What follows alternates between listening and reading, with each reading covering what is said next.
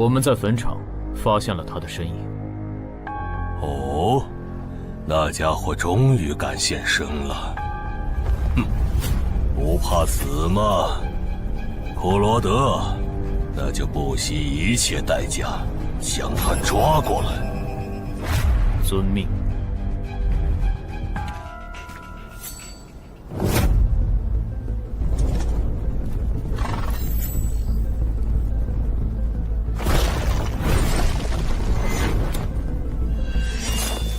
是不是打败你，才会放过我？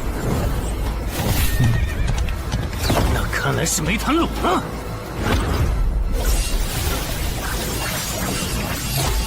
手下躲不掉，也来不及格挡。这就是你的实力。还没分胜负呢。敬酒不吃吃罚酒，那就把你变成亡灵带回去。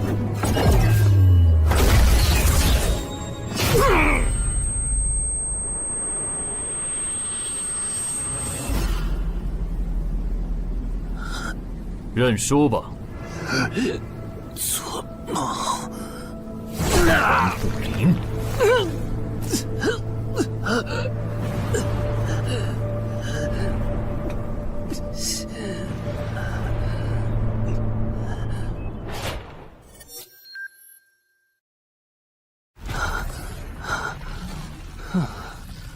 还好只是梦啊！等等，啊！不是，这地下室入口，竟然真的上到我家里来了！2030年，世界各地相继出现地下城入口。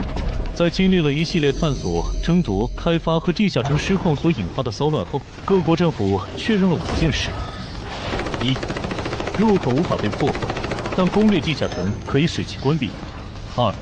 如果未能在规定期限内攻陷地下城，那么该地下城入口将翻转，地下城内的怪物将涌入这边的世界。3. 步入地下城并存活的人类将成为冒险者，自此踏上超凡之路。4. 地下城内的怪物等级越高，攻略该地下城的收益越高。5. 最高等级的地下城 BOSS 连核弹亦无法完全消灭。过去10年，地下城入口逐渐被公众所接受，有关地下城和冒险者的情报也被允许逐步公开给公众。冒险者周刊报道显示，冒险者人员十分稀缺，但却人均千万富豪。这一消息令冒险者这一职业变得非常受欢迎。对普通人来说，冒险者就是一步登天的门票。所以你过去3年的冒险家生涯，为你赚取了超5亿的财富。当然，对于刚刚成为传说级冒险家的我来说，这只是个开始。但少有人知道，每一位高等级冒险者的背后，都有许多普通冒险者和无辜平民的牺牲。而我们的主人公陈海，恰好是知晓这一秘辛的少数人。你还真是给我出了个大难题啊！能让人一夜暴富的地下城，可对我来说也没啥用啊。毕竟我又不缺钱，而且我记得地下城的死亡率好像很高，搞不好我会死。要不把它上交给官方冒险者协会算了，说不定可以换点特别的好处。嘿嘿嘿嘿。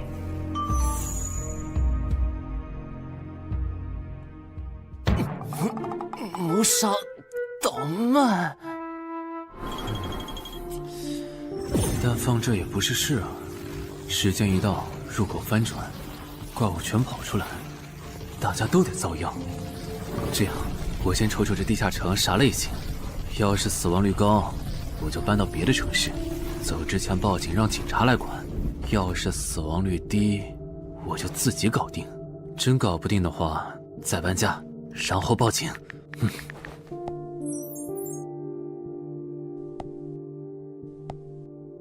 嘿，运气不错，是 Level 2的狩猎型入口。地下城入口的等级可以靠入口的规模判断。陈海家的入口太小，只能是入门级。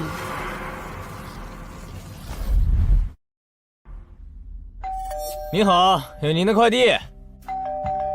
来了，是你的快递，在这签字。好的。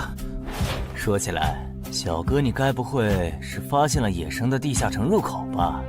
不然，为什么要网购锁子甲？完了，不会暴露了吧？我玩全甲格斗的，之前的防具换，打算换新的。怎么了？有问题吗？没问题，我就是随便问问。感觉这人很奇怪啊，难道是我想虽然多了？早就知道一般市民对成为冒险者这件事有多着迷，但是被人这么生硬的试探，还真是有够惊悚的。还好我伪装的不错。不过这个箱子会不会有窃听器啊？还好没发现窃听器。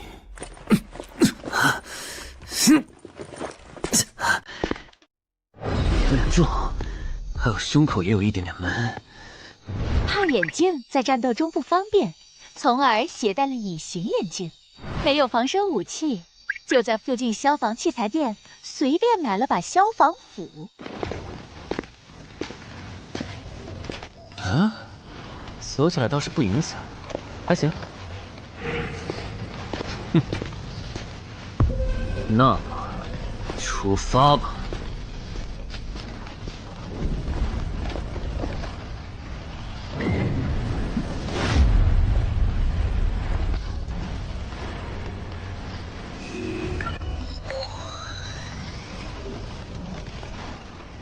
啊，不是地区地形吗？那看来我的首战对手大概率是豺狼人了。讨厌，这套锁子甲没白买。说起来，根据官方提供的情报，新人进入地下城后会激活冒险者面板，脱离条件也会出来。我的呢？来了。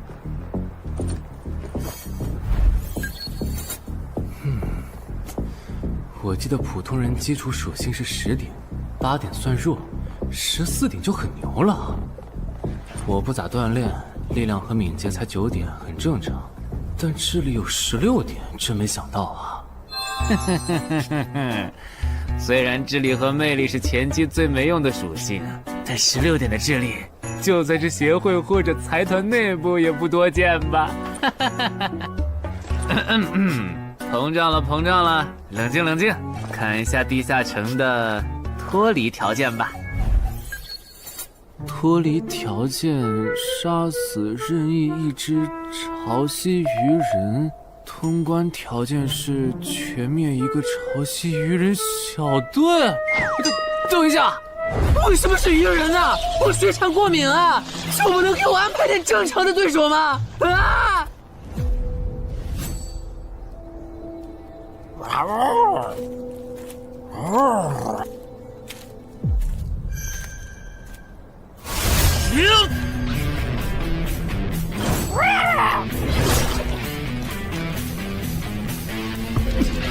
不是吧？这都被躲过去了。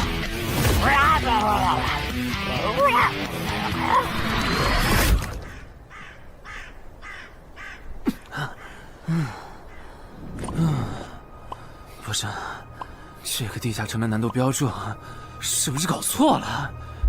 一个落单鱼人就能把我打得差点翻车，如果遇到满编的鱼人小队，我岂不是要就地归西？啊，等级增加了。Level 2菜鸟，我的称号我与潮汐鱼人5-5开，这玩意儿侮辱人是不是？算了，今天就到这里。还是等我请个健身私教，把基础属性练上来了，再来挑战这个地下城吧。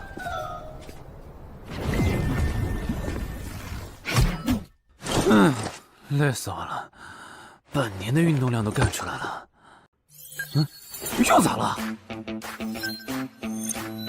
哦，任务结算呢？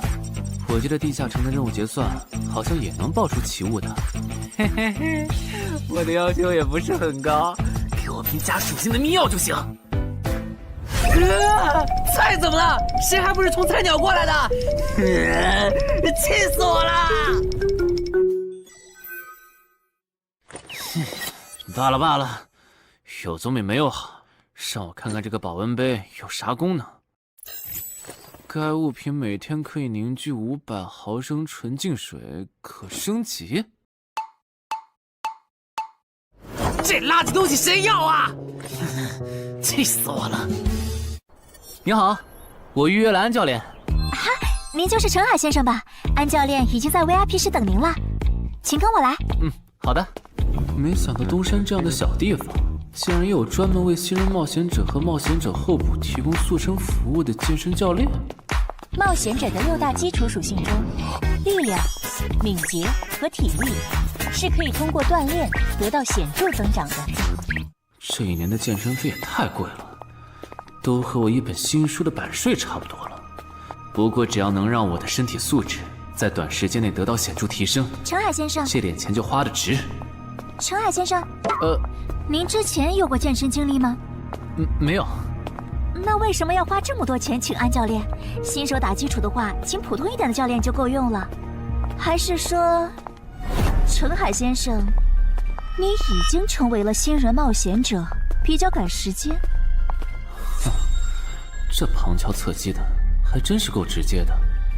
哼，有条件的话，那肯定要请最专业的，以冒险者为目标，普通教练不能算是好的选择。这样啊？我总不能和你说实话吧？那您应该能和安教练聊到一块儿去。东山市最好的健身教练会是啥样的？好紧张。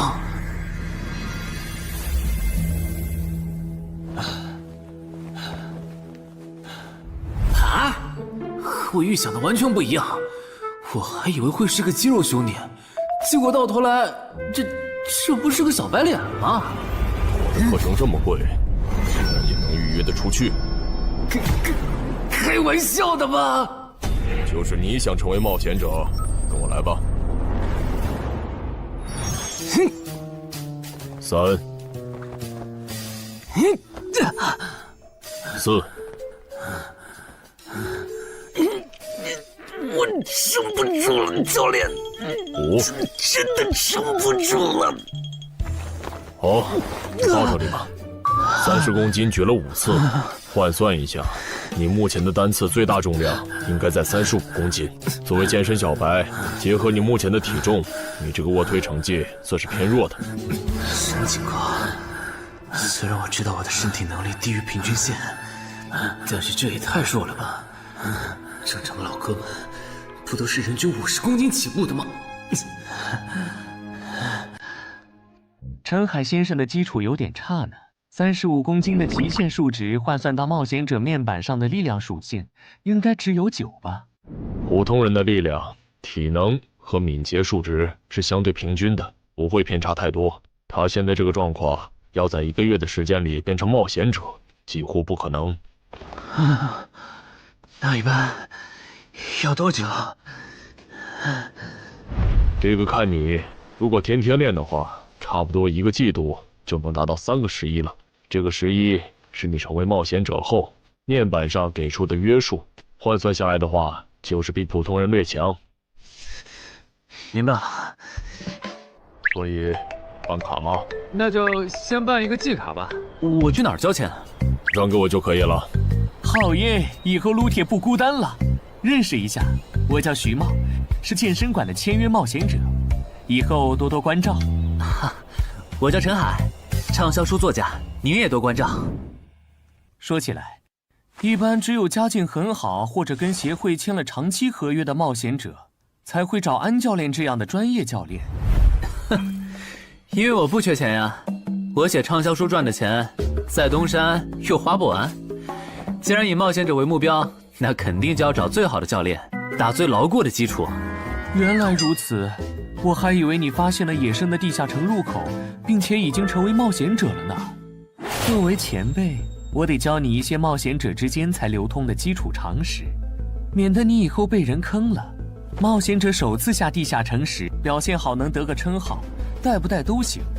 要是带了会有加成，但也会被其他冒险者盯上。有些专找低等级地下城入口的猎人，就爱顶着称号在可疑的人边上晃悠。要是被怀疑的人被称号吸引，表现不自然，那猎人就知道这人是冒险者，接着只要跟着他，就能找到野生地下城入口。啊，这样吗？真是学到了。没啥反应，看来他真不是冒险者，就是个有点钱想当冒险者的弱鸡作家，那就没价值了。幸亏我先和抄袭任务5开这个称号太丢人了，没装上，不然今天肯定暴露了。安哥那边应该已经快拟完你的健身合同了，咱们过去吧。好的。国内有名的畅销书作者，还是专门写冒险者题材的。怪不得他有财力和动机买我的课，是想把身体数据打磨上去以后进军冒险者行业吧。而且他对课程的学期也没有明确要求，不像是发现了野生的地下城入口需要快速通关的样子。确实，程海是冒险者，或者他发现了野生的地下城入口的概率确实很低。这样，如果徐茂带着他回来的时候，他的注意力没有放在我的头顶，那就走正常流程吧。如果他有异常，那就别怪我了。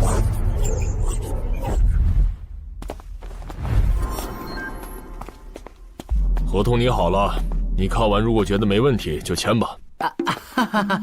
好的。怪问，不是吧？连健身馆的3A 级教练也……这边。那小子刚才看我的时候表情正常，视线也没停留在我头顶的称号上，看上去不像是刚发现地下城入口的小白。徐茂，你没做多余的事吧？怎么会呢？我可是健身馆的签约冒险者。那就没有持续关注的必要了。签好了。这份是您的，请收好。等下安教练会带您做体能测试。好。行吧。和我判断的差不多，你的体能也偏弱，敏捷测试就不做了。接下来的1周，我们主要做力量和体能塑造。你一般什么时候有时间？什么时候都有时间。行，那明天上午10点来健身馆找我，早饭别吃太油的。没想到国内规模最大的健身机构竟然会干这种勾当，依靠对新人冒险者和冒险者候补的身体塑造业务来钓鱼。如果我今天的演技再差一点，就要被他们瞧出问题，吃干抹净了。怪不得东山这种小地方会有3A 级教练常驻，恐怕全国各地……等等，这样看，所有和冒险者沾边的服务应该都有坑，包括我买的锁子甲。还好我当时觉得在同一家店购买防具和兵器的行为有点不打自招，不然网购锁子甲的时候就暴露了。看来我还是低估了冒险者这个职业的潜在风险。得调整一下计划了。原本想着等锻炼的差不多了以后再来挑战这个地下城，但没想到现实世界如此残酷，针对低等级冒险者的坑到处都是。虽然今天运气好避开了一个坑，但我总不会每天都有这么好的运气吧？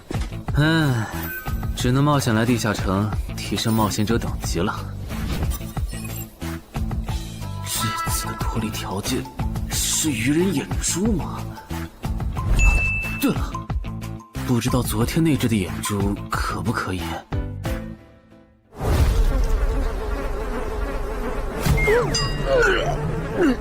你早都被啃光了呀！看来这附近有类似野狗的生物。不过好在眼珠还在。好耶！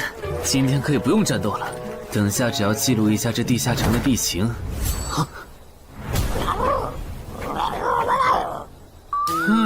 鱼人呢？我还以为是什么呢，吓我一跳。只是一只落单鱼人的话，我根本……一只还好，2只我肯定打不过呀！快润！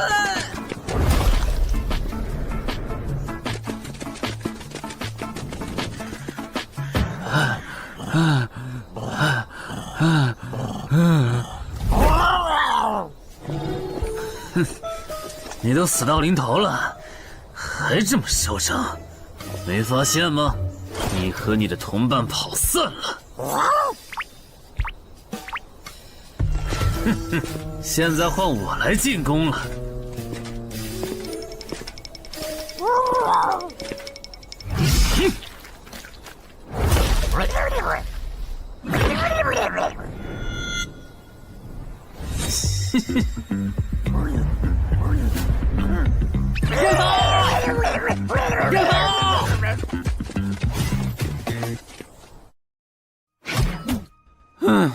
累死我了。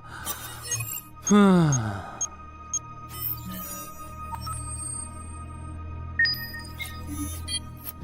是吧？这次的评分明明更高，为什么反而没奖励啊？入门级地下城的爆率原来这么低吗？不过如果其他冒险者也是这个情况，那么他们是怎么赚到钱的？还是说有什么常识是别人知道，但我不知道的？明天找机会去问徐茂和教练。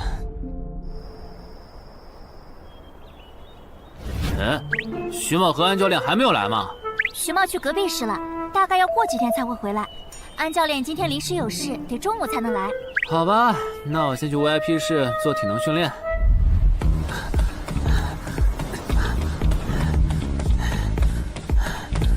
我外出的这几天，他都是这个训练强度。对，那可真够拼的。这样看，用不了多久，他就能把力量和敏捷提升到11了。对，如果他能一直保持一个季度下来，力量、敏捷和体质恐怕都能到12。说起来，教练你就没考虑过把他吸收进健身馆吗？这种有钱又有行动力的好苗子，只要不出意外，以后绝对能成为中间冒险者。你回来之前我就问过了，但被他拒绝了。他想通过黑市的路子成为冒险者，然后当独狼。陈海，你这也太拼了，练这么猛很容易受伤的。还是说你打算今年就成为冒险者？能尽早成为冒险者，肯定要尽早。拖久了，以我的财力恐怕就上不了车了。毕竟时间越往后，冒险者名额的价格也就越贵。倒也是。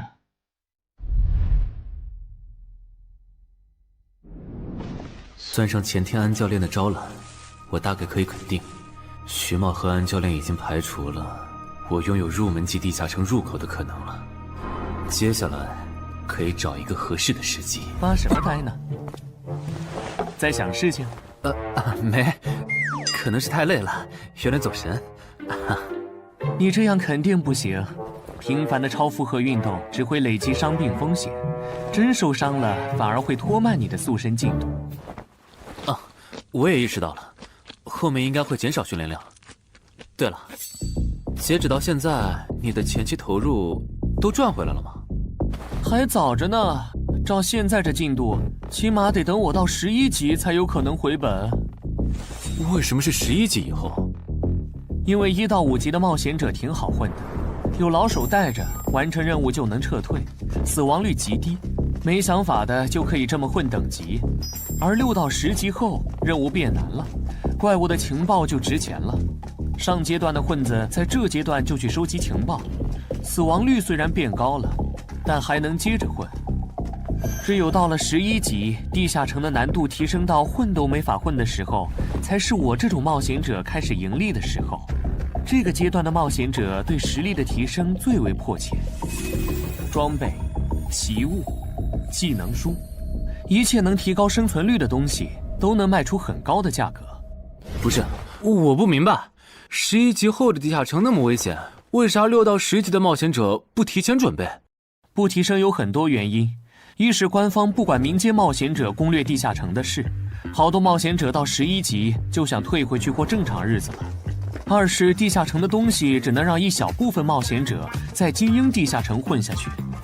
11到15级赚得多，但风险也大，而6到10级有人光靠收集情报和做后勤就能回本了，所以他们也就没必要冒着生命风险去11到15级这个阶段打拼了。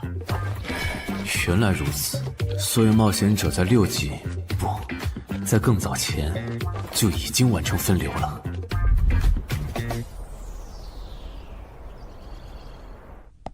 哼，真是学到了，怪不得我在论坛上很少找到有用的情报和攻略，原来有很多人靠卖靠谱攻略和情报赚钱。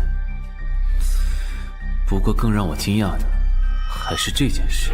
同一个地下城，冒险者就算反复刷脱离任务，也只能得到1次结算奖励。这样看，这个地下城入口能为我带来的价值，就只有通关奖励，以及将误入其中的普通人转化为冒险者这2点了。考虑到我本身并不缺钱，我还是尽量单刷这个地下城，然后再考虑要不要继续当冒险者了。先用徐猫教我的方法，前期以收集情报为主，有10足把握了，再考虑通关的事。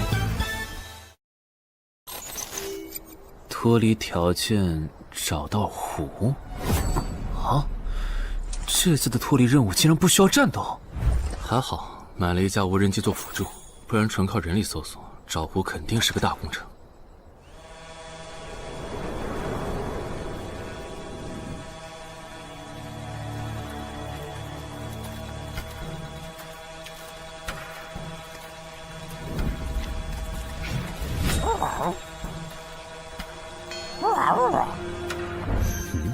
这是什么？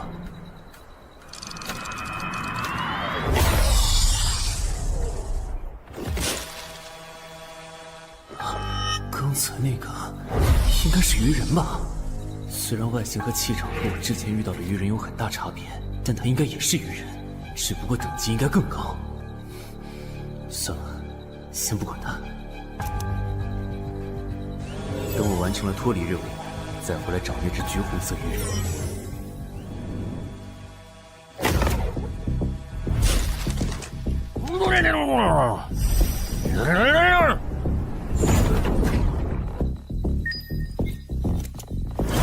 找到了！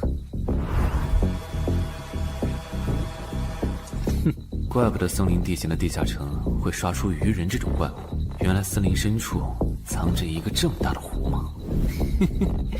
这样的话，脱离任务就算完成了，不用和鱼人接触可真好啊！接下来，啊，是那只橘红色的特殊鱼人。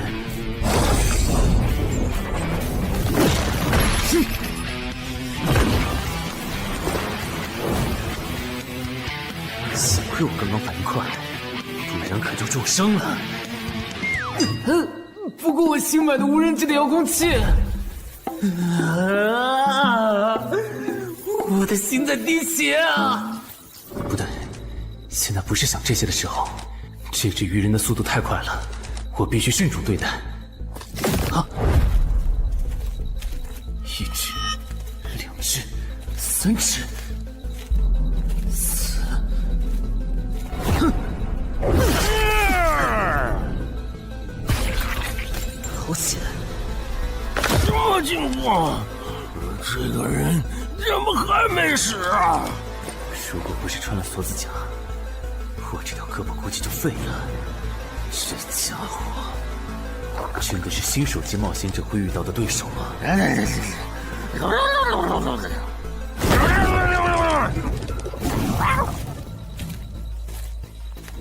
如果只是和这只橘红色鱼人单挑也就算了，关键我还得抽出一部分精力来处理身后这几只杂兵。不管怎么看，这个地下城的难度绝对超纲了呀！要不逃吧？脱离通关任务重置了。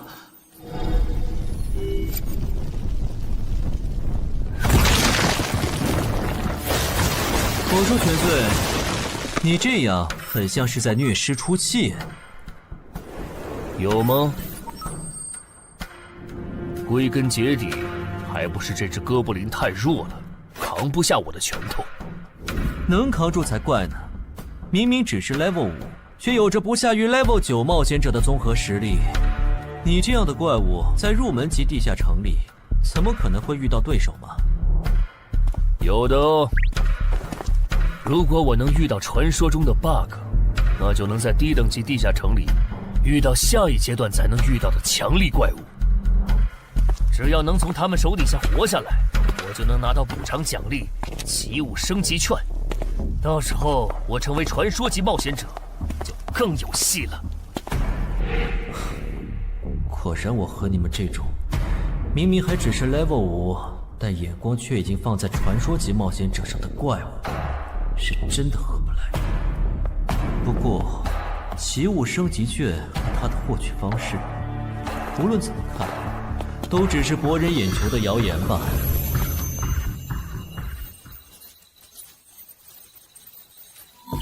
在高战力异常鱼人个体的追杀下活过3分钟，任务完成后将得到额外补偿，奇物升级券。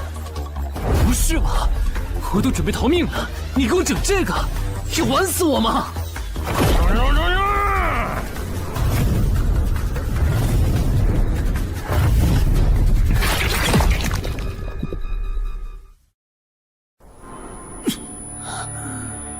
我这算是逼上绝路了吧？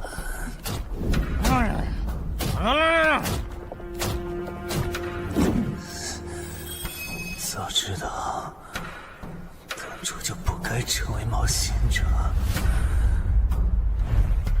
好好当个畅销书作家不好吗？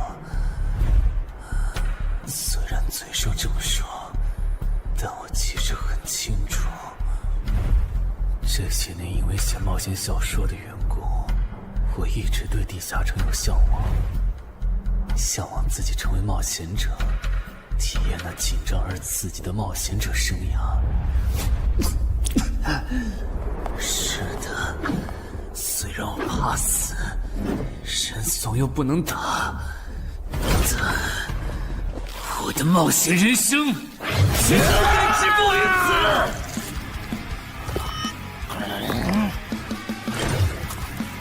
想想，我现在还有什么牌？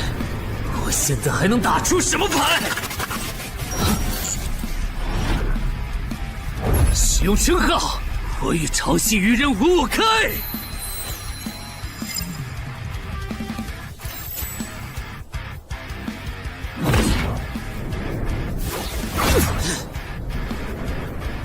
身体变轻盈，力量也变强了一点。不止如此，这些鱼人的动作也变得迟缓了许多。我的动态视力也加强了吗？能行，现在的我能行。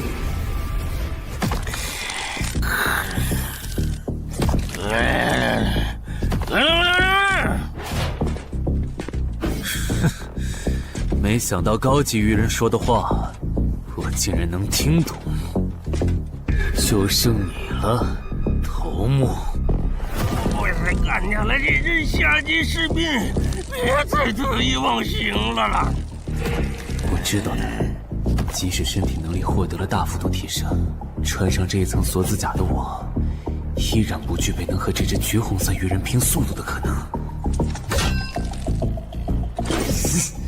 机会只有一次，利用鱼人直线攻击和我头部暴露的弱点，对方的进攻方式、路线和目标都已确定。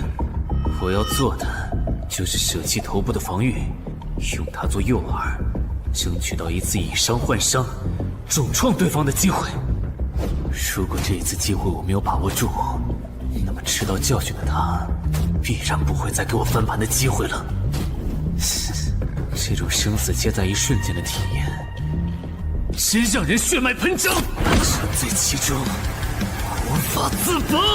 就是现在！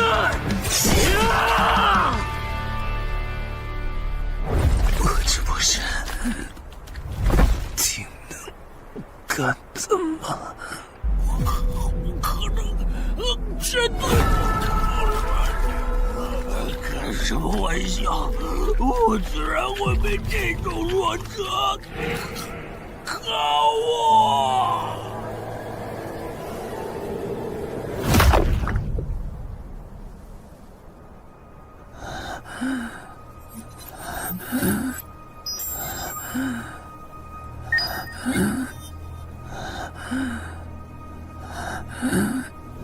这下总不能还判定我是菜鸟了吧？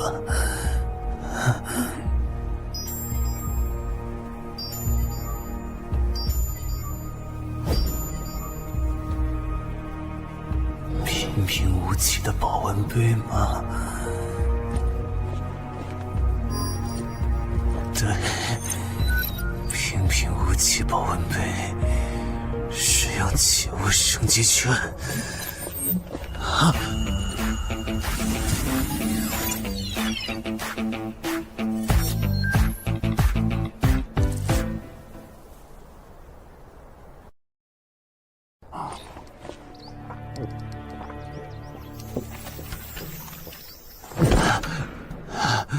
活过来了。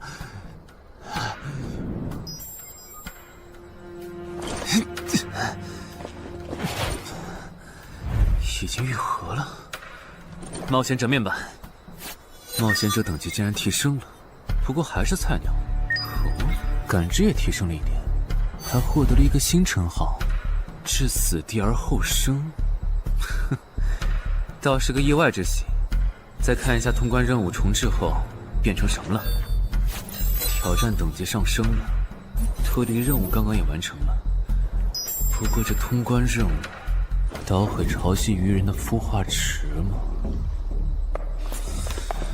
算了，这个通关任务明显不是现在的我能处理的。溜了溜了。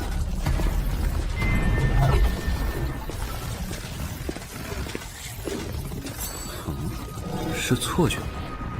怎么感觉这个地下城入口变大了？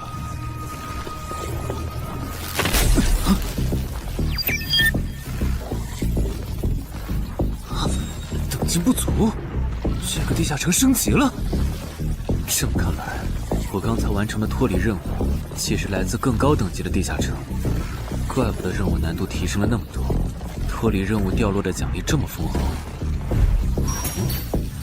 隐藏之夜，我没记错的话，论坛上有个大佬，好像一直在强调这个东西的稀有性和重要性来着。哼，那必须要转职啊！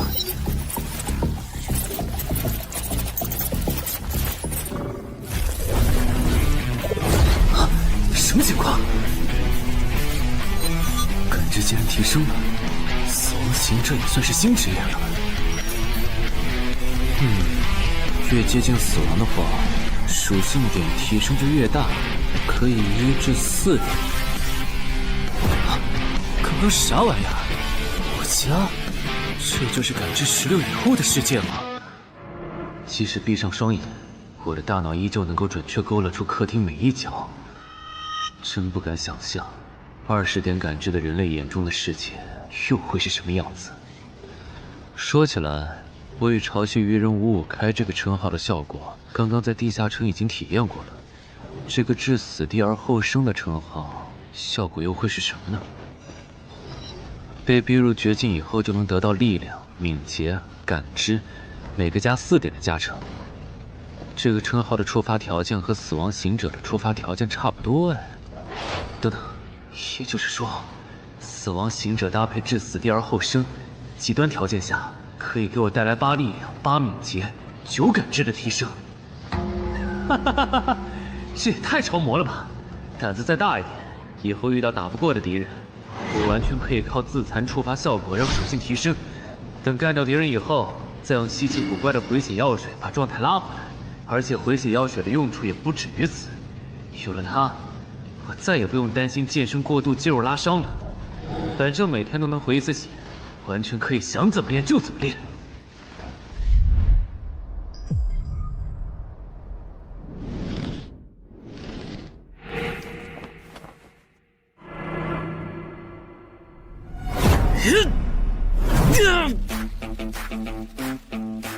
真惊人！谁能想到，不久前还只是个健身小白的他，只用了不到2年，就达到了正常人要用1年才能取得的成果。就他那训练量，换别人来早就去 ICU 报道了。但他一通瞎练下来，还能活蹦乱跳，这说明他体质很牛啊，至少有16，甚至都有可能17或者18了。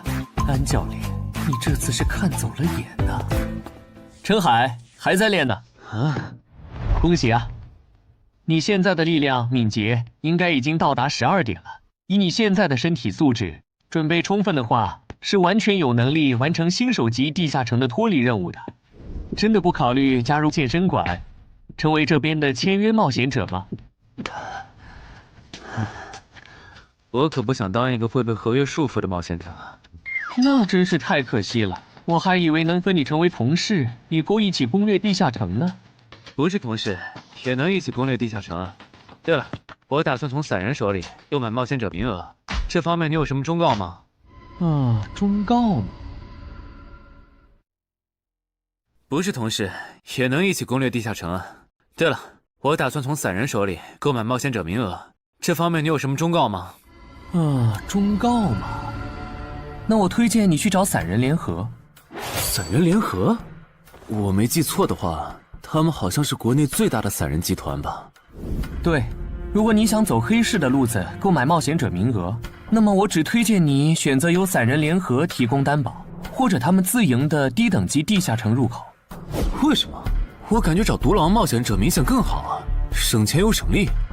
因为涉及到冒险者名额买卖，无论买方还是卖方，其实都存在巨大的交易风险。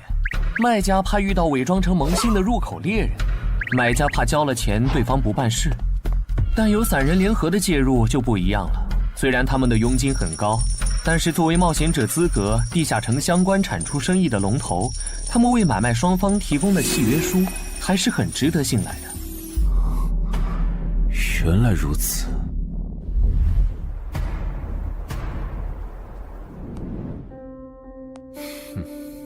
查了一下，整个漳州只有云霄市的这个老廖稍微靠谱点，找了散人联合做担保。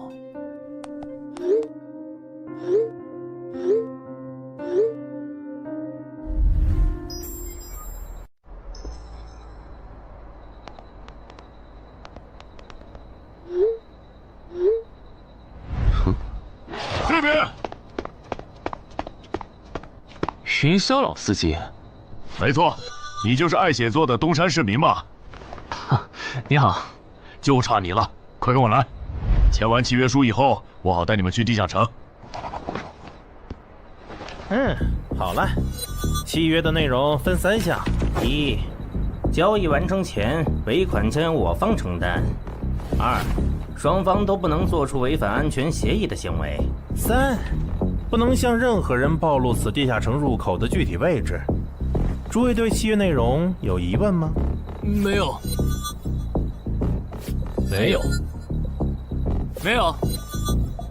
那么，契约成立。手臂在发光哎！哟，好神奇啊！好了，我的工作完成了，希望以后还有机会为诸位服务。等下大家再跟我走一段路，我带你们去地下城入口。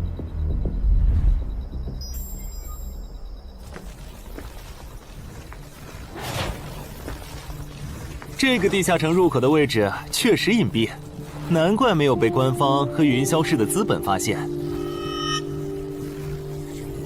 好了，大家排好队，按顺序进入。我先走一步，给大家带路。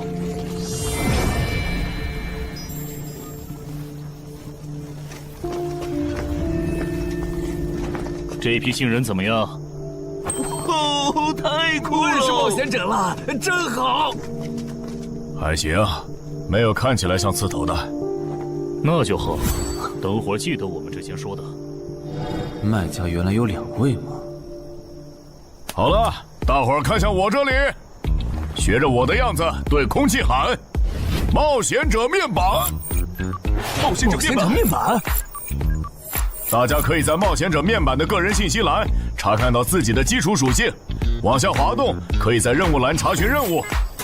不是吧？我的基础属性原来这么低的吗？冒险者面板上的内容只有冒险者本人才能看到，所以不用担心个人信息暴露的问题哈。麻烦大家把你们的脱离任务报一下，我这边做一个整理。任务？妖？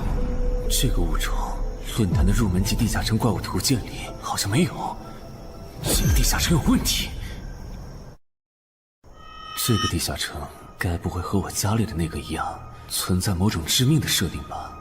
基于幸存者偏差，如果一个入门级地下城的怪物没有被收录进论坛的新手常见怪物图鉴，那只有2种可能：要么它确实很罕见，要么就是遇到它的冒险者基本都死在地下城里了。警告！警告！此人违反了安全条例，未说出正确的脱离任务。那个眼镜男说谎了？不是吧？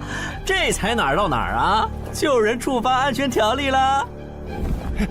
你听我解释，肯定是他出 bug 了。契约式的契约当然不是绝对的，但对你这样的菜鸟来说，它是不会出问题的。你的脱离任务绝对不是采集高价值草药，你骗了我们。他刚进冒险者圈子，不懂规矩，做错事也情有可原。您大人有大量，再给次机会吧，是不是啊？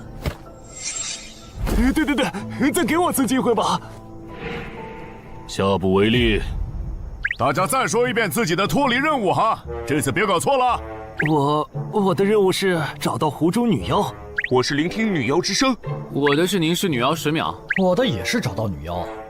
接下来我会带大家去女妖出没的林中湖泊，大家跟紧一点，别掉队哈。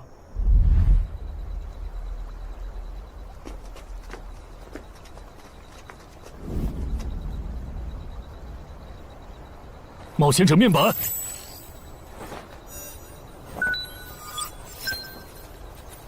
哎，他在干嘛？呼唤湖中女妖。他怎么知道这样做可以召唤湖中女妖的？这就涉及到商业机密了。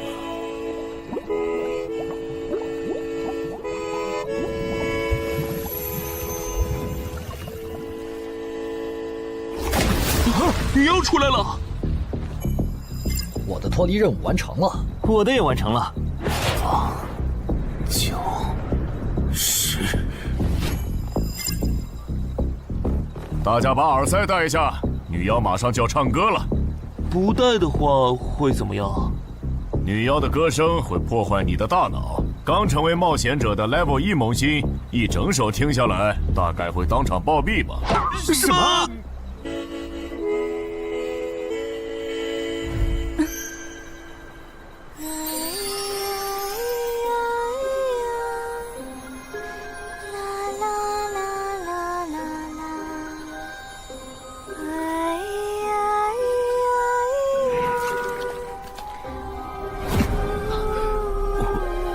被醒了，就听了这一小会儿吗？还好我戴了耳塞，歌声听得不真切，不然恐怕已经死掉了。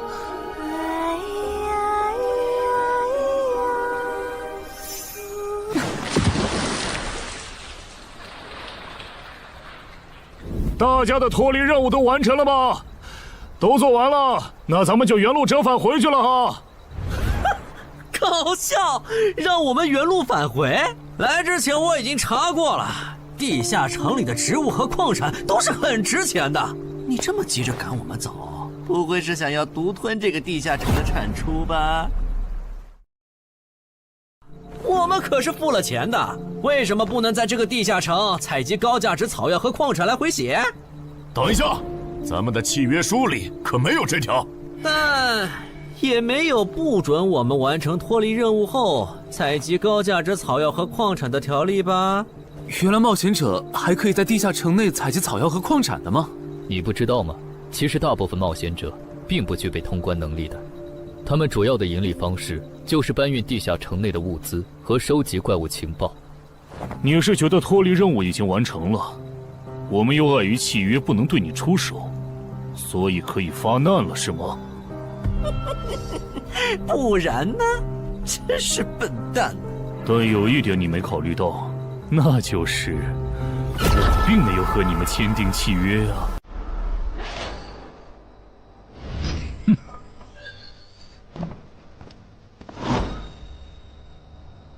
你们2个什么意思？没什么，单纯看不惯而已。我觉得这位朋友的理由其实挺合理的，只是一些药草和矿产，没必要那么计较吧。但是基于契约文书第1条的话，如果有人死亡，我们就拿不到尾款。你可以保护我们，作为回报，我们可以将采集到的一部分物资分给你。不好意思，我们并不想冒这个风险。真的只是因为不想冒这个风险吗？难道不是因为这个地下城藏着别的秘密，你们怕我们发现它吗？我明白了，你不是新人冒险者，你是奔着通关任务来的。老六，你应该能感受到吧？咱们之间谁更强？可恶！地下城让给他们，我们走。啥？你等等我呀！他们为什么就这样走了？这不很明显吗？这2位帮我们说话的朋友，其实是比那2个人更强的冒险者呀。过奖，其实强的不是我，是我的这位朋友。等等，不太对，3人联合的契约师不会蠢到让假装萌新的冒险者轻松找到契约书漏洞，这不符合逻辑。大家可以自行选择，接下来是单独行动，还是跟我们一起行动？单独行动的话，你们的收益可以独享；如果跟随我们一起行动的话，通关奖励我们要1半。1半？这么多？这叫多？你没仔细听吗？是通关奖励的1半。这2位资深冒险者的目标是通关。新人冒险者的通关率一般只有10%，甚至更少。就算分出去1半，我们也领先了90%的新人冒险者。大叔，你别得了便宜还叫委屈啊！所以这其实是好事。对新人来说，第1次通关时间是重要分水岭。新人冒险者越早拿到通关奖励，未来的冒险者之路就会越顺畅。那就是说，就算我只拿到1半的通关奖励，也会比绝大多数同等级的冒险者要强吗？如果你没有浪费这些开局资源的话，确实是你要强一点儿。请让我也加入你们，也包括我。我也要。那帮没良心的，签契约书前都说好了，只涉及脱离任务，其他不包的。任务一完成，他们就变脸了。差不多得了，都走了这么远，他们不可能再跟着了。你不用演了。哦。不过你这次演技提高了不少嘛。刚才我一度以为你打不过那个顶着战斗专家称号的冒险者来着。我确实打不过他。啊？不过他也很忌惮我就是了，要不然不会用劝退的方式赶我走。原来如此。那你觉得他们能通关吗？可能性太低。个人判断，这批冒险者里，最多只有1到2个幸运儿能活着走出这个地下城。什么嘛，这不就和之前的几次一样了吗？真没意思。哇，酷哎！既然大家已经决定联手通关，那我也不藏着掖着了。我能够为认同我、信赖我的队友带来一点基础属性的随机增幅。他说的是真的，我的力量加了1点，我加的是感知，我的也增加了。体力涨了1点。原来团队领袖这个称号是用来提升自己的队友啊，还怪好用的。我这边还有一个问题，我们现在只知道口琴声能召唤女妖，并不知道其他的召唤方法。女妖要是一直躲在湖里，大家的通关任务就没法完成。这不是问题，我的称号可以让我强制激怒指定目标，被激怒者将减少2点智力，变得冲动易怒。他也是冒险者吗？至于建立强制对话的方法，只要引起对方的注意就可以了。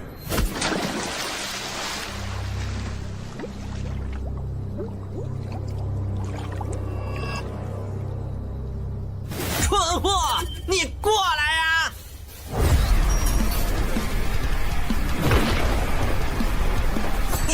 成功了，他被我激怒了。剩下的交给我吧。大家散开，让战斗专家来先是女妖，其他人换上海塞，在外围找机会。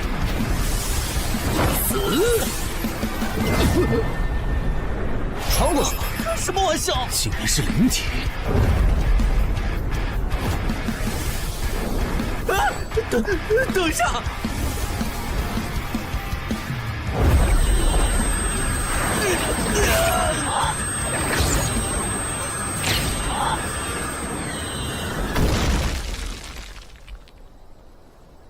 还好有2-3，只是鼻子出血。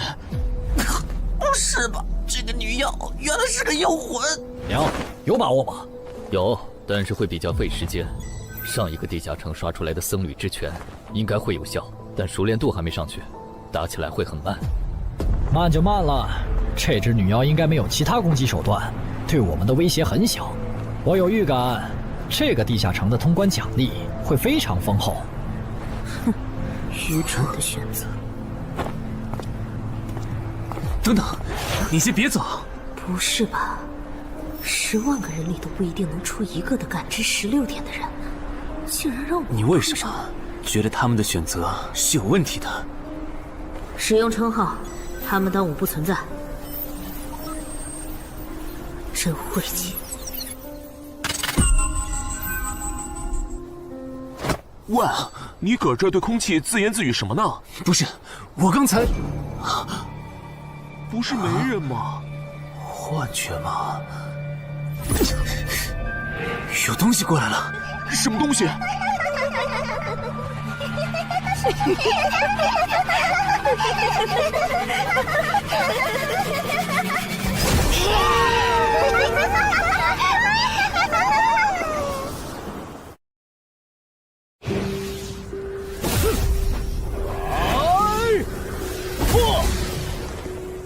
有效果了！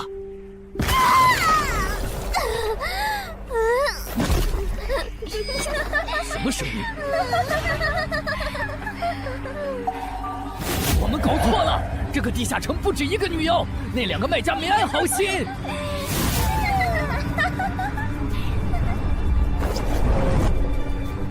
不是吧？这也太多了！不行，这个数量2-3已经没用了。还傻站着干什么？跑啊！为什么总是让我遇到这种事？天和子爷那时候是，现在还是。看在你老婆和女儿的份上，我觉得应该放过你。谁叫我最喜欢看别人抱憾终身，活在憎恨和痛苦中的样子呢？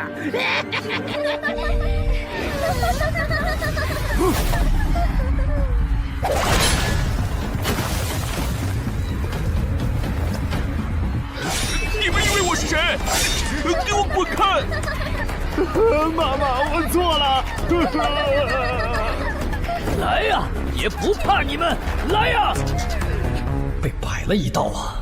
怪不得那2个入口持有者的契约没限制3级以上冒险者进来，原来是想引4到5级的冒险者来通关。等我们团灭后，就进来捡我们的通关奖励，真是好算计。关于如何杀死这些女妖，你有建议吗？这声音，有建议就赶紧说。女妖不光靠声音攻击，还有别的攻击手段。我费了听觉才勉强躲过第1轮奸笑。你是爱写作的东山市民？对，真是看走眼了。没想到你一介新人竟然比我们这些老手反应还快。但是你不是听觉被废了吗？怎么还能听到我说话？哦，我感知16，可以读唇。原来如此，这个地下城我认为是无解的。那些女妖能免疫一切物理攻击，老实说，这根本就不是正常4到5级的冒险者小队能处理的。哦，所以你也没有办法。还有一个办法，除了僧侣之旋，阿良还有一瓶被僧侣祝福过的神油，涂抹长剑后，应该也能伤到那些女妖。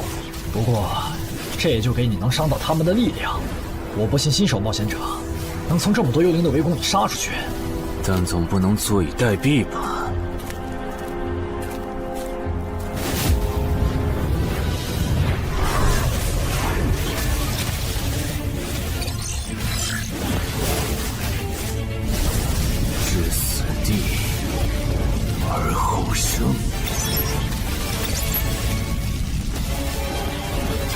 能听到吗？我问过你的同伴了，他跟我说，要通关必须从你那里拿到被僧侣祝福过的神油。通关吗？能帮我拿一下吗？不好意思，我眼睛瞎了，恐怕没办法操纵冒险者面板取出你要的东西。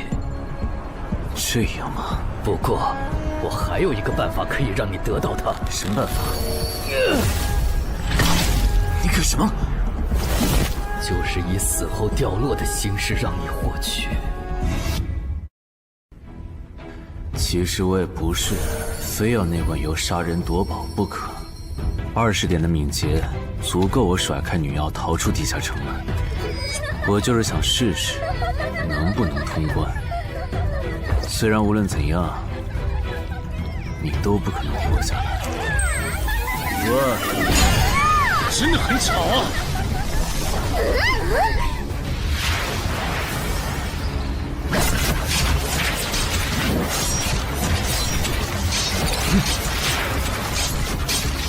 对邪恶生物伤害加2点，那么还是反击吧。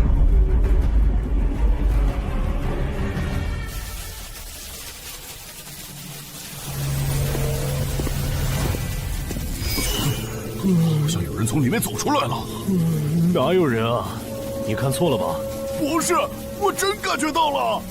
果然，他们那不能攻略的地下城设陷阱，引同等级冒险者来做通关任务，把人坑死在里面，接着捡掉落的东西，或者等冒险者重伤出来就杀人夺宝。雇主的儿子应该就是这么被害死的。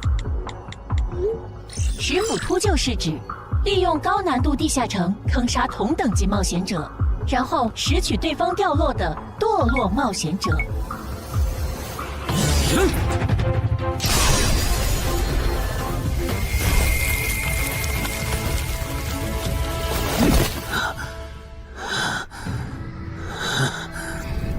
好险！如果再多几只女妖，我恐怕就要被逼出回血药水这个点牌了。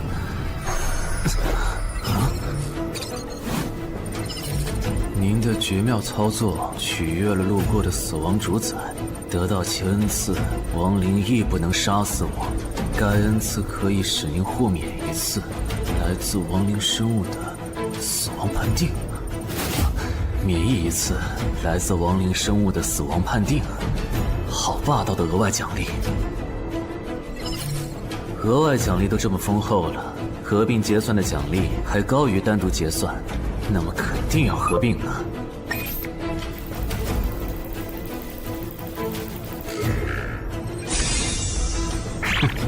果然，除了稀有级奇物和新称号以外，还给我报了2个专属技能。这个地下城的奖励太丰厚了，难怪它的难度如此超标。爱写作的东山市民，你还活着吗？怎么没声音了？哼，差点把他给忘了。你现在感觉如何？能站起来吗？有点难。那只能扶着你了。其他人是不是都死了？胖子、四眼、大叔，还有你的2位同伴，都死了。你应该不是第一次进入地下城吧？哼，我还以为你不会主动说破呢。如果我说我能保守秘密，并将我得到的奖励作为酬劳全部送给你，你能不能不灭我的口？但你死了，同样可以保守秘密。那你就得不到我的通关结算了。而且，云霄老司机和他的同伴肯定在地下城入口附近蹲幸存者。我可以帮你吸引他们的注意力，相信我，让我活着走出地下城，对你来说是最有利的选择。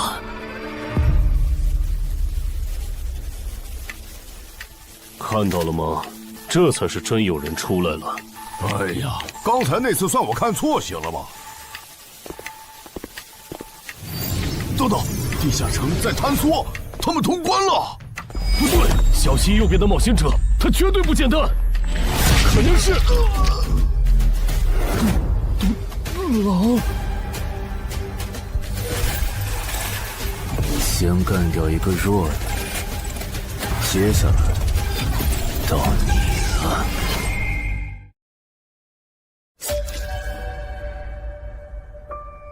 东山市民，你好大的胆子！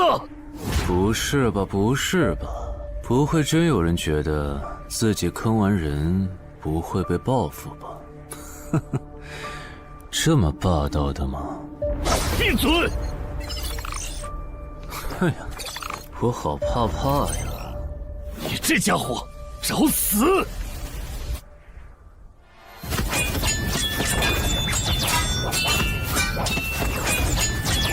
这俩人相互厮杀的程度，有些7级甚至8级的冒险者都没这么夸张的速度。不可能！带上这个称号以后，我的速度竟然还是没你快，真是离谱他妈给离谱开门，离谱到家了！你的敏捷难不成有17，甚至18？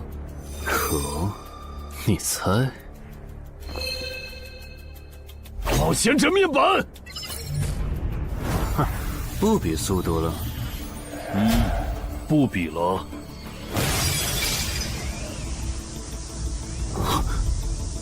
这本来是为那个战斗专家准备的，不过给你也没差了。来好好感受一下我从黑市高价购买的变种蜘蛛毒素吧。什么嘛！你这毒抗完全不行啊，比普通人还差。连反击的力气都没有了吗？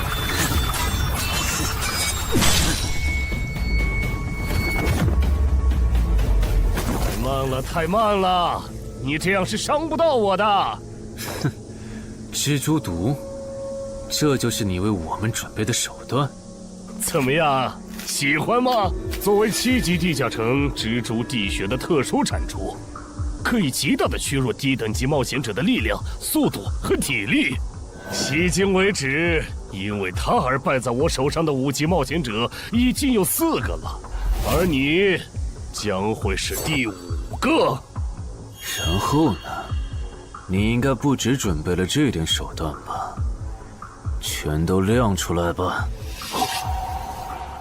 哼，不会吧？难道这就是你的全部了？当然不止这些。佩戴了毒素携带者称号的我，呼出去的气体、身上的汗液和血管里的血都是带毒的。和我相持的越久，你中的毒就越深。这战术太吓人了，在6级以下几乎是无解的。我明白了，是我高看你了。我还以为你藏着什么大招呢。关闭技能，与死亡共舞。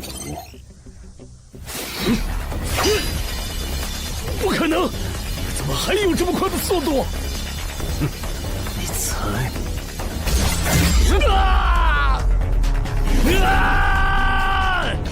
别太得意了！太慢了，太慢了！你这样可是伤不到我的。不可能，绝对不可能！你明明只是个独狼，怎么可能比杀了大量5级冒险者的我还强？没什么不可能的，在舒适区里泡着的你，永远也看不到与死亡同行之人所看到的风景。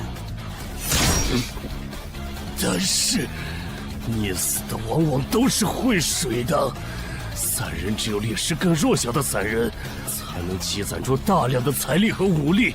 我的路才是正确的。对普通人来说，或许你才是对的。不过，在我看来，与死亡同行之人，如果走到了极致的话，未必不能超越死亡。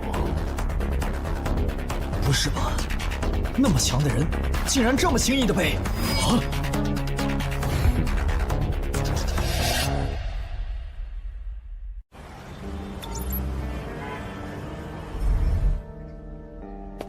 你这运气也太差了吧！啊，徐茂，你怎么来了？来看你啊！第一次进地下城就遇到了能免疫物理攻击的怪物，好不容易通了关，还被师傅秃鹫堵门。不过也多亏了这次经历，让我得到了置死地而后生这个称号。也是，还算幸运。那些传说级冒险者，哪个没在5级以前越级挑战过对手呢？对了，个人建议不要让别人知道你的主要称号，情报泄露是很致命的。冒险者要防的不只是地下城的怪物。原来如此，学到了。虽然女妖之森的入口持有者，官方说是被另一个幸存者杀了，但我查过，那人主要称号侧重团体战斗，单人作战能力没强到能杀掉2个石斧秃鹫，所以，怎么了？我脸上有什么东西吗？没什么，我只是突然想起来，高教练月底就要回东山了。你这边养好伤以后，记得回健身馆报道。关于你的塑身计划，要进入第2阶段了。好的。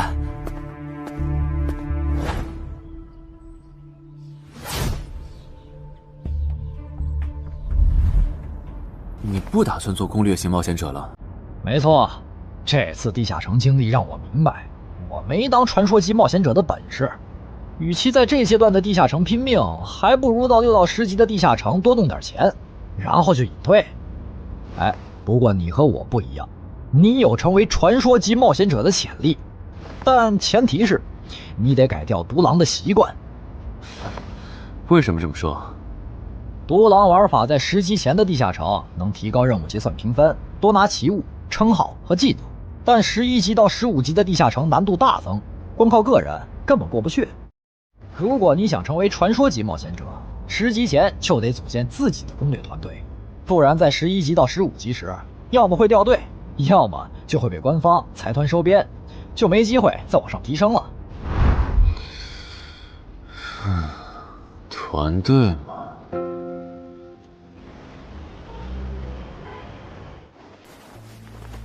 害死我儿子的秃鹫们已经死了，杀死他们的人就在这2名幸存者之间。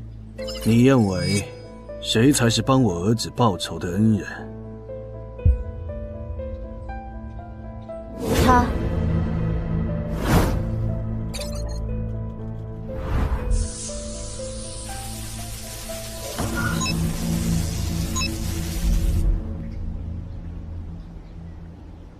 陈海，你就是女妖之森的通关者陈海吧？我们对你在女妖之森得到的通关掉落很感兴趣，你开个价吧。不卖。他说不卖，他不会真的以为我们是在跟他商量吧？那我换种说法，把你在女妖之森得到的东西交出来，立刻马上，不然有你好看。你们在干什么？不许骚扰我们医院的病人，走开！烦人的家伙来了，哥，我们走。是，真晦气。下次他们再来骚扰你，你就来找我。我哥哥是10级冒险者，他们不敢惹我。谢谢。不，该说谢谢的人是我。我的好朋友死在了女妖之森，你和王先生攻略了这个地下城，还铲除了用它钓鱼害人的秃鹫。原来还有这么一层关系啊！我和我死去朋友的家人都能感激你。总之，这是地下城暴走后的随机拉人现象，怎么还会拉我呢？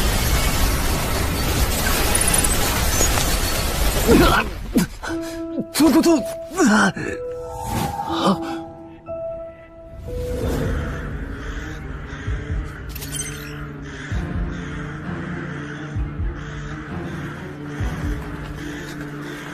大家不要惊慌，我们只是被拉入了翻转后的入门级地下城。不是吧？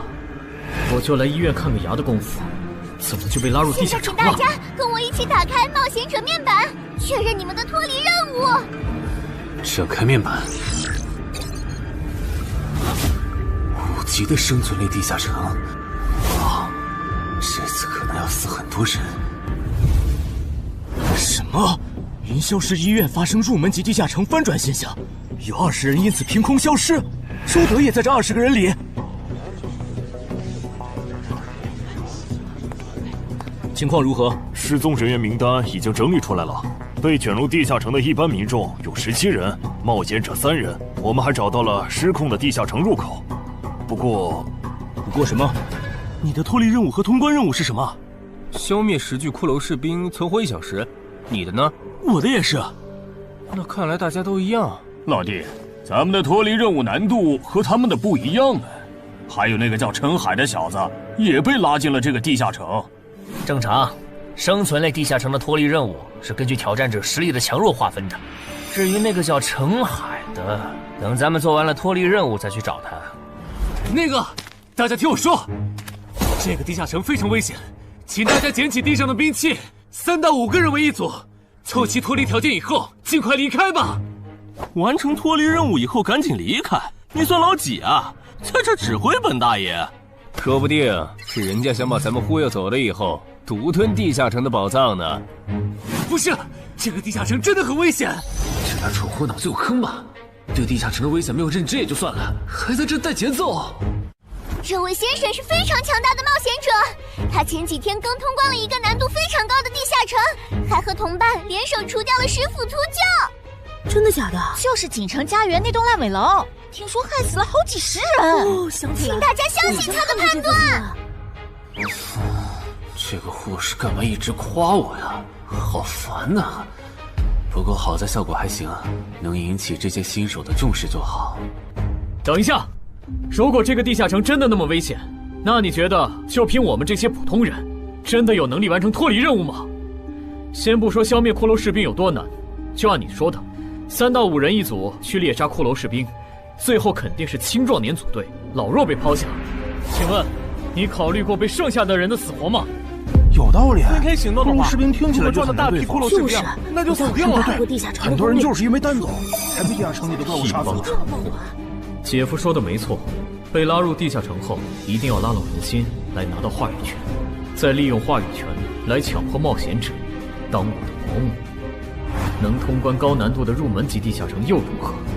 当你开始在意这些渔民死活的时候，你就注定得当我的保姆了。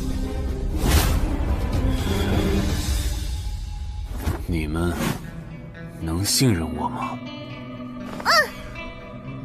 那跟我走吧，我带你们去完成脱离任务。好的。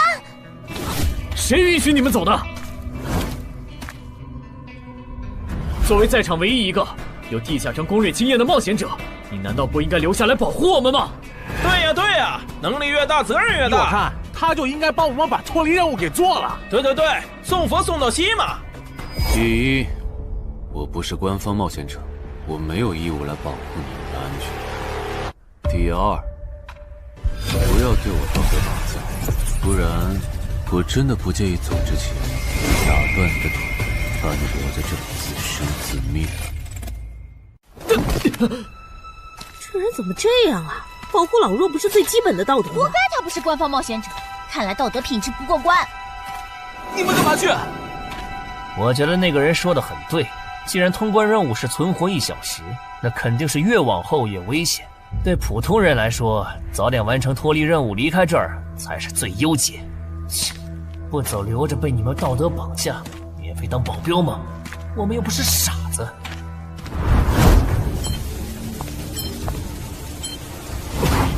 怎么是他？这个地下城有什么问题吗，尚科长？这个地下城最大的问题在于，接下来的1个小时，能有几个人活着走出来？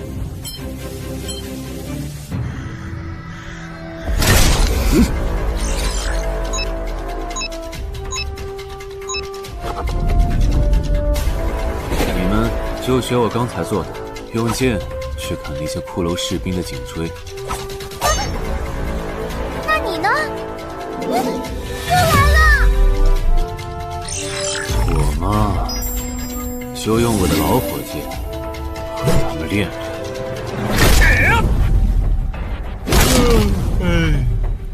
打完这批记得换班啊，老哥。好嘞。骷髅士兵不刷新了，看来并不是无限的。好消息是新人的压力小了，坏消息是我这样的老手完成任务更难了。这周围的骷髅士兵被咱们刷光了，换地方吧。好。受伤的人往后退，剩下的2人一组，交替清理从地里爬出来的骷髅士兵。再干40分钟，大家就可以回家了。好。亏我之前以为当冒险者有多难，结果就这儿啊！是啊，这些骷髅根本就没有那个老手渲染的那么危险。等这次结束，我也是个有名的冒险者。这些骷髅虽然弱，可不代表这地下城难度低。正相反，骷髅越弱，越说明地下城有极厉害的 BOSS。更让我烦的是，这地下城怪物也太少了。虽然我以老弱不宜参战为由，劝退了近半的冒险者，但是分到我这的怪物才4个。最后10分钟，这地下城难度肯定飙升。要是接下来10分钟都没有新的骷髅士兵刷出来，我就得自己想法子凑够剩下的6个骷髅士兵了。脱离任务做完了？嗯。你呢？还差几个？8个。把机会都让给他了吗？那你先回去吧，我们继续刷骷髅。等做完脱离任务以后，咱们3个在外面集合。10年来没有一个人通关。不止如此，这个地下城的幸存者们也非常奇怪，几乎所有的都是新人。怎么会有这么奇怪的地下城？正常不都是冒险者越强大，生存率越高吗？因为这个地下城有一个被称为强者坟墓的机制。同样的脱离任务，新人的难度只有老手的1/10。当新人完成脱离任务离开的时候，实力远超冒险者的地下城 BOSS 会主动追杀冒险者。好多老手都栽在这机制上。周德，快点察觉到啊！这个地下城的本质是，谁最先完成脱离任务，谁才能活下来的竞速比赛。好心的冒险者哥哥，护士姐姐，再见。拜拜。再见。等下遇到的骷髅士兵，我多分给你一点。你先完成脱离任务，和他在外面会合。好的。有人完成脱离任务出来了。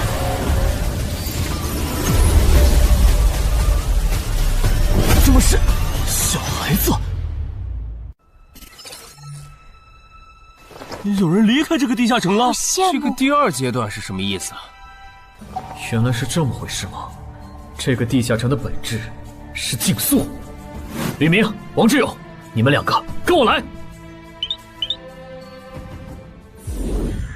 老弟，有个人完成脱离任务离开了，是不是那个叫陈海的人呢？不可能，先不说他还带着2个累赘，光冒险者们要杀的100个骷髅士兵就不好找。那会是谁呢？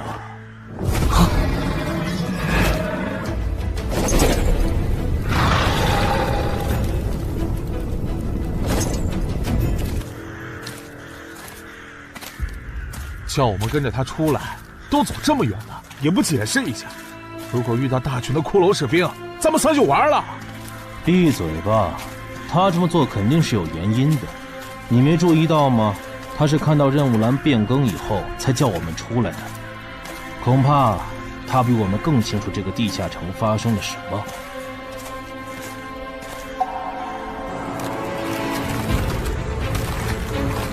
准备战斗！他们3怎么走得这么像咱们不管？周德当初就不该气走那个冒险者。脱离了。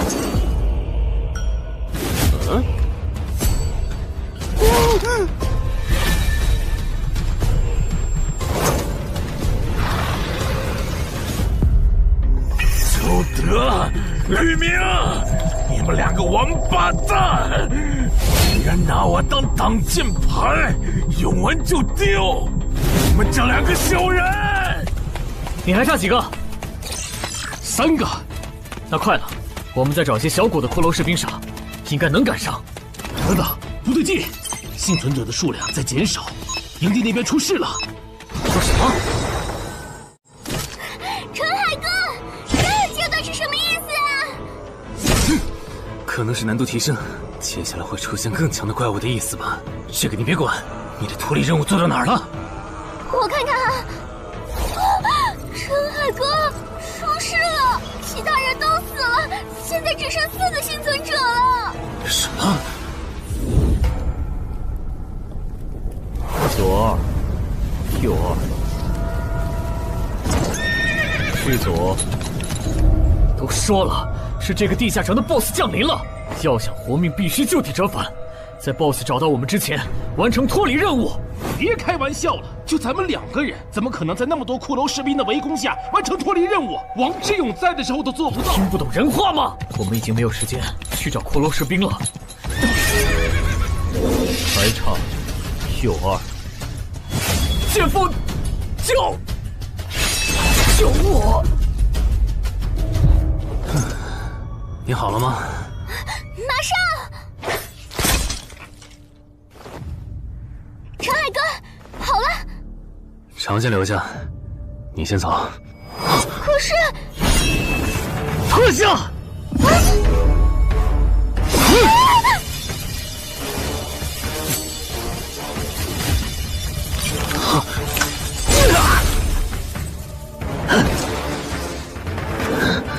好强！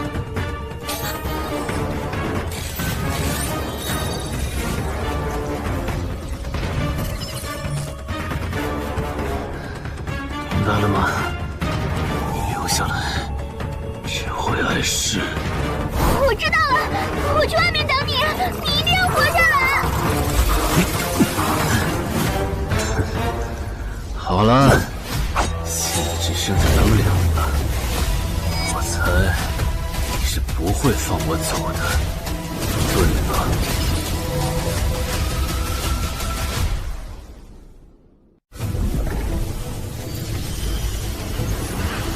是护士姐姐，里面还有幸存者吗？有，但是陈海先生他……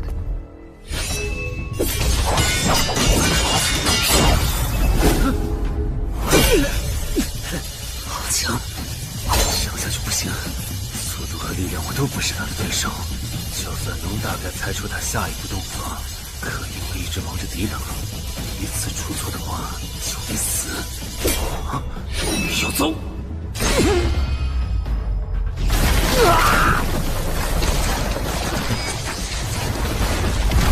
这么巨大的实力差，你还能跟我过几招？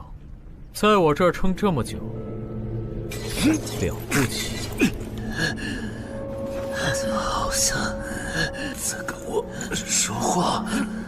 不对，现在不是该思考这些的时候。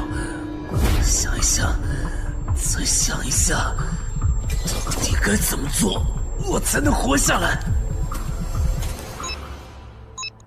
没戏了，把这边的情况汇总给漳州吧。就说云霄市医院地下城暴走事件，17名普通市民卷入，仅2名幸存，3名低等级冒险者卷入，无一生还。你在说什么？不是还没到时间吗？这才过去5分钟。就是。我能理解2位的心情，但是请不要再做不切实际的幻想了。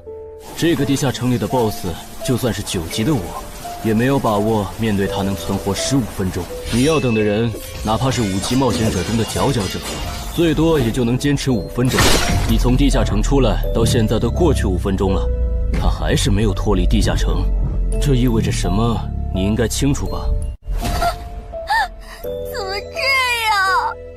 如果不是因为我们拖累了他的进度，护士姐姐，陈海先生肯定能活着离开这个地下城。都是因为我们。是啊，全都是因为你们。如果没有那个多管闲事的冒险者帮你俩完成脱离任务，周德才是最有可能活着离开这个地下城的人。我出去冷静一下，这2个新人的登记工作交给你了。那这个地下城入口怎么办？人都死光后，入口会在半小时内关闭，接着随机出现在世界某个地方。当然，如果你实在不放心，也可以盯到最后。好吧。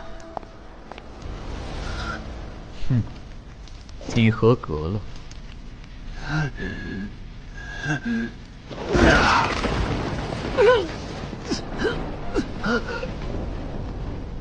我很期待你成为亡灵后的表现。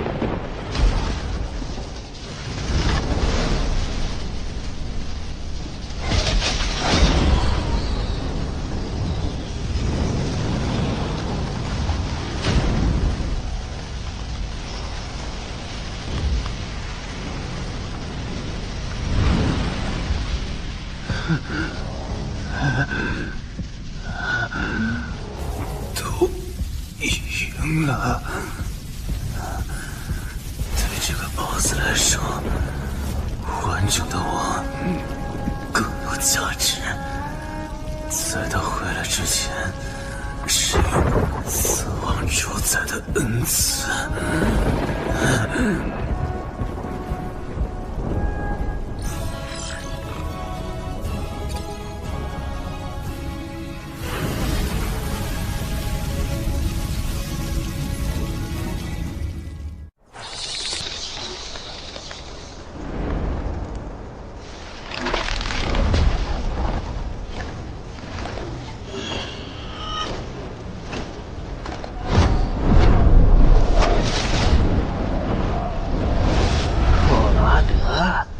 不是被大军派去坟场征兵了吗？怎么回来了？白跑一趟，我还以为是谁激活了骸骨大军发出去的万念邀请函呢。我发现了一个有资格成为我同僚的亲人，让他从零开始太浪费，我打算让大军把他变为预备役。同僚，坟场的冒险者最高才5级，这阶段的新人连合适的职业和称号都没确定，你就肯定他们跟咱一样成为传奇？他已经找到了合适他的职业和称号。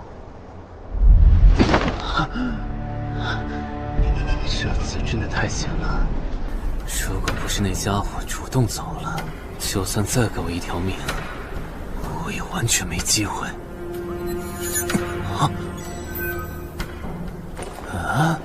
通关任务都显示完成了，为什么没有弹出来脱离选项？不会是必须完成脱离条件以后，我才能离开吧？在那个怪物意识到我没死之前，那得抓紧了。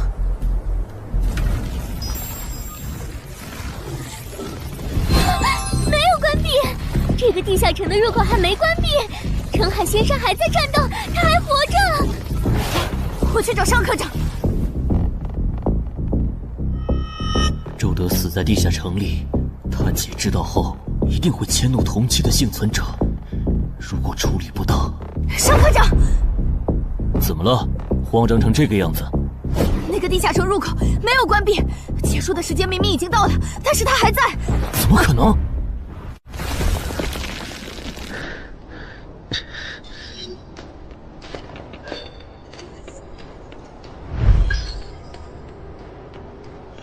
合并结算。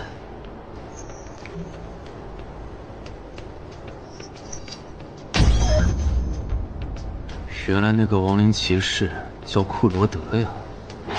不过，传奇级，坟场才5级，怎么会有这么超纲的 BOSS？ 说起来，这个地下城的 BOSS 强度这么高，以前真的有人通关过吗？尚科长，你看，尚科长，这地下城暴走后，超过关停时间仍然存在，怎么会这样呢？有2个可能：一，被卷入地下城的冒险者完成了通关任务，但却没有完成脱离任务；二，地下城升级。一定是第一种，一定是。不可能的，坟场很早以前就已经被世界冒险者协会定义为几乎无法被攻略级的地下城了。相比有人通关，我更相信是地下城内部发生了什么变化，导致地下城升级。有人出来了！是澄海先生，真的是他！哎呀，你们都在啊！担心死我了！还因为我的原因，没能坟场竟然真的被他打通关了。一辈子的。那么严重吧？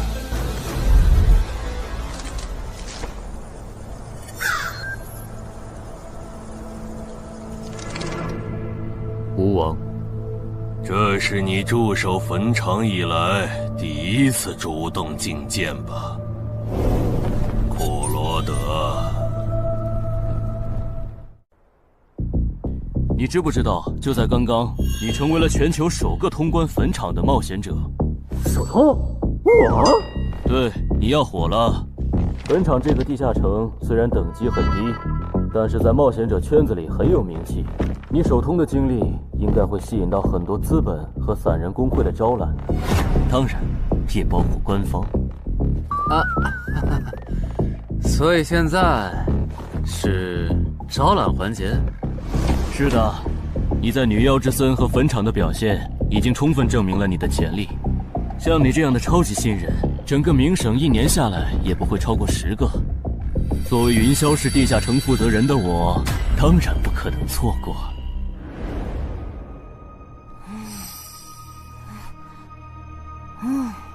恩姐，你说那个叫商礼的，是不是想抢走陈海哥的通关奖励啊？要不然他为啥要拉着陈海哥单独谈话？应该不至于吧？我可不会那么没品。而且5级地下城的通关奖励，我根本看不上，好吗？哼，那可不好说。你不需要，不代表你家亲戚不想要。这死小鬼！别乱说。我们在里面聊得久，是因为在谈加入冒险者协会以后的待遇问题。不是吧，陈海哥，你要当公务员？感觉你好像对冒险者协会意见蛮大的。那倒没有，我就是觉得像陈海哥你这样强的人，完全可以像王自健那样自立门户，没必要受协会的规章制度束缚。王自健是谁？是不死冒险者里的男主。不会吧？你明明是个冒险者，竟然没看过这个吗？我是冒险者，和我看这书有什么必要联系吗？这个死小鬼！要不要告诉他们，这本书其实是我写的？你是陈亥？你真的是不死冒险者的作者陈亥？不会吧，不会吧，不会吧！如假包换，不信的话，我可以给你看我写到一半的《不死的冒险者2》的小说原稿。真的吗？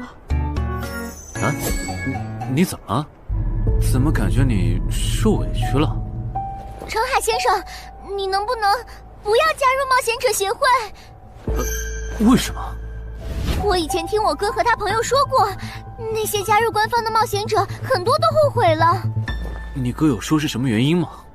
没有，但我还记得他们谈话时的表情非常的严肃，甚至还发生了激烈的争吵。这样吧，我会慎重考虑的。谢谢你为我考虑这么多。不，我才应该道谢。那个杀千刀的对我弟弟见死不救，你还把他放进来？商礼，你是不是成了云霄市的负责人以后飘了，忘了自己是怎么上位的了？我没忘，我请他进协会不是为了护着他，他通关的地下城很特殊，过不了几天他就会被财团或大工会拉拢，好多事就不好办了。要是有潜力的成了官方冒险者，等他们跨过15级大关以后，到时候他们面临未知的危险，你是知道的。不行，那样太久了。他虽然有潜力，但不一定能突破15级变成传说。我要他下周就死。好吧，我知道了，那只能借刀杀人了。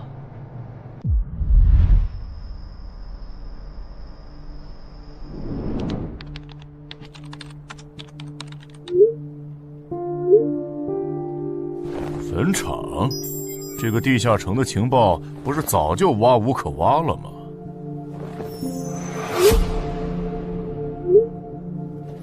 这样就可以了。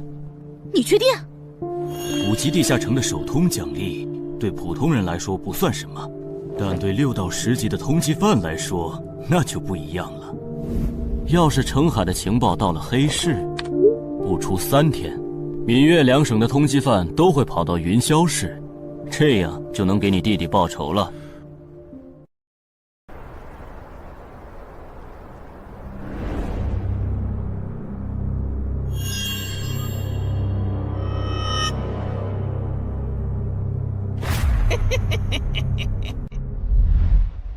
我的个人信息要3天后才能录入官方的冒险者系统吗？是的，我记得程先生你是东山人吧？要不我这边先给你安排一下暂住的酒店，这样你这几天就不用两边跑再折腾了。不用，刚好我要回东山办点事，那我3天后再来云霄。好的好的，那咱们3天后再联系。前提是3天后你还活着。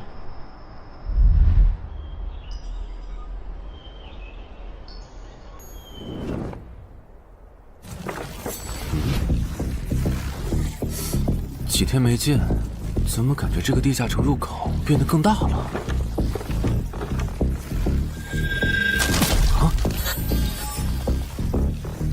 准入等级6级，也就是说，这个地下城的等级现在介于6到10级之间了。我现在是5级，按照之前的升级速度，只需要再打1个到2个5级地下城，就能升到6级了。上次翻论坛的时候，我记得东山这边好像有一个5级的地下城正在招募人手，我看看还在不在。好耶，还在。你好，请问你们的招募条件是？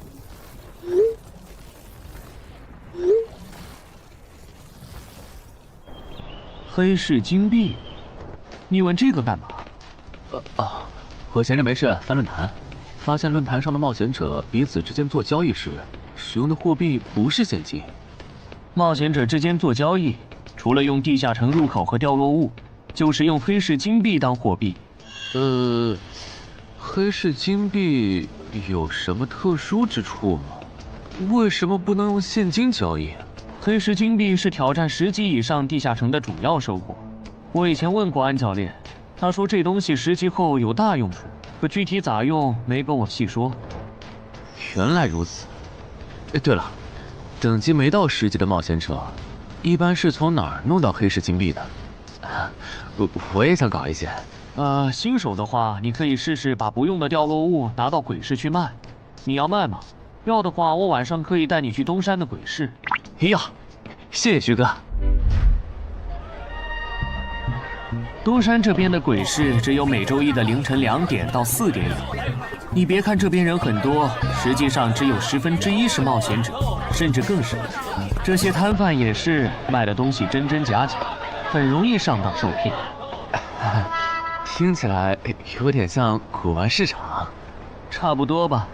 总而言之，东西先别急着卖，多转转，弄清楚物价后再卖东西。我这边还有点事，就不陪你继续逛了。好的。看不出他这人还怪好的。好了，到我来扫荡了。小哥，来看看这件，可都是宝贝啊！瞧一瞧，看一看喽！精品装备，仅此一天，价高者得。小哥，来看看我的矿石啊！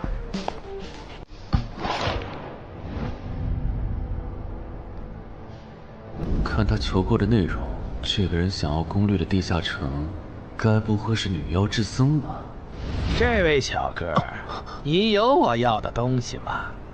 如果是对付女妖的话，口琴和长剑应该可以。有啊，你打算以什么价格收？我得先看看货，货好，价格都好说。要看货，你得等我半个小时，我回家拿去。那你得快点，如果在这期间有别人卖我要的东西了，我可就不收了。哼，知道了，都在这里了。这个口琴确实可以吸引女妖，我可以给你6枚黑市金币。Nice。至于这把剑，这剑携带圣化属性，对邪恶生物伤害加2点，能够有效攻击女妖。哦，有点意思。爷爷，你这把剑我可以给你8枚黑市金币，咱们加个微信吧。之后我这边如果再有需要，交易起来也方便。好啊。加好了。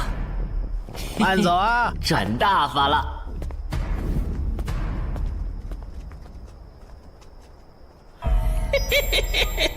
疏于防范了哟，坟场通关新人。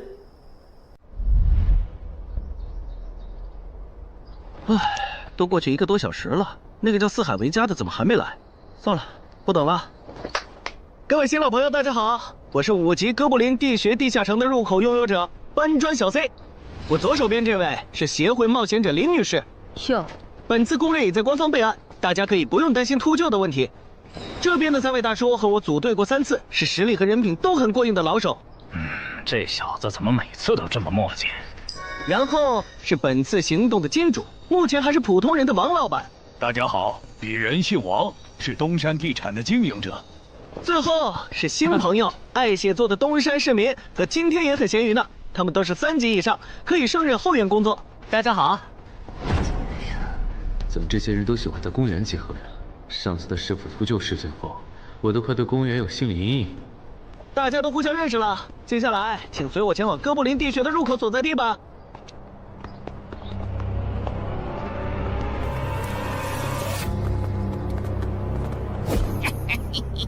我就知道，他没用黑市金币购买装备，一定是用来换东山这边的低等级地下城的攻略门票了。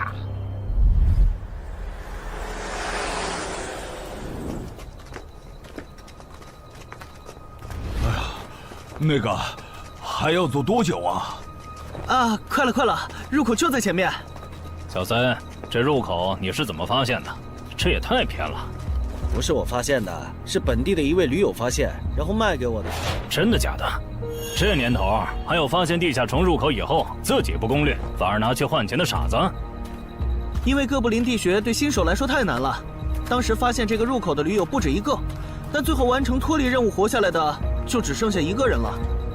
人家已经是冒险者了，这地下城在开放期又攻不下来，还不如卖了，换点能用的东西，剩下的钱分给死去同伴的家属。这选择挺合理的呀，不是吗？合理是合理，但我觉得事情应该没那么简单。喂，你这人真是的，咱们都合作好几次了，你还怀疑我？到了，形状、颜色、大小完全一致。没错，这个就是5级的地下城，风险评估过了，可以进。讨厌，这一下你放心了吧？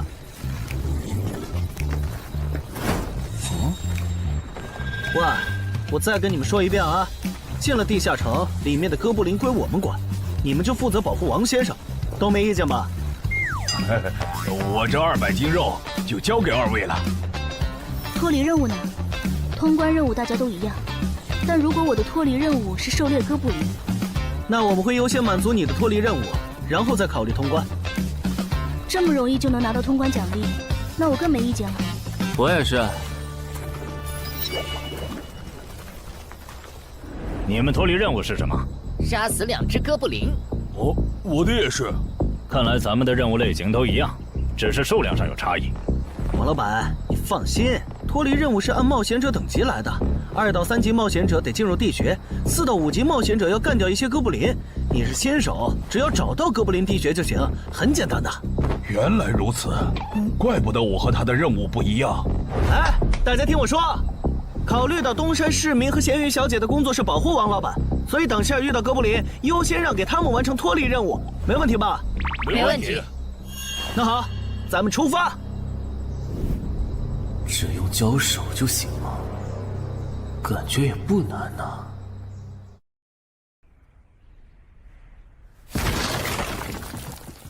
这个你不要吗？不要，你杀了吧。这就是5级地下城里的怪物吗？感觉也没多强啊。那是因为现在遇到的都是小怪，真正难搞的 BOSS， 得深入地穴以后才能遇到。一般情况下，哥布林地穴的 BOSS 哥布林勇士得3、5个老手一起上才能干掉。哦，原来如此。那如果这个地穴里有2只甚至更多的哥布林勇士，咱们能对付得了吗？那肯定是对付不了的。不过一个哥布林部落只会诞生1只哥布林勇士，目前全球就1对冒险者遇过双胞胎哥布林勇士，这种小概率事件，咱们肯定碰不上。哦，那我就放心了。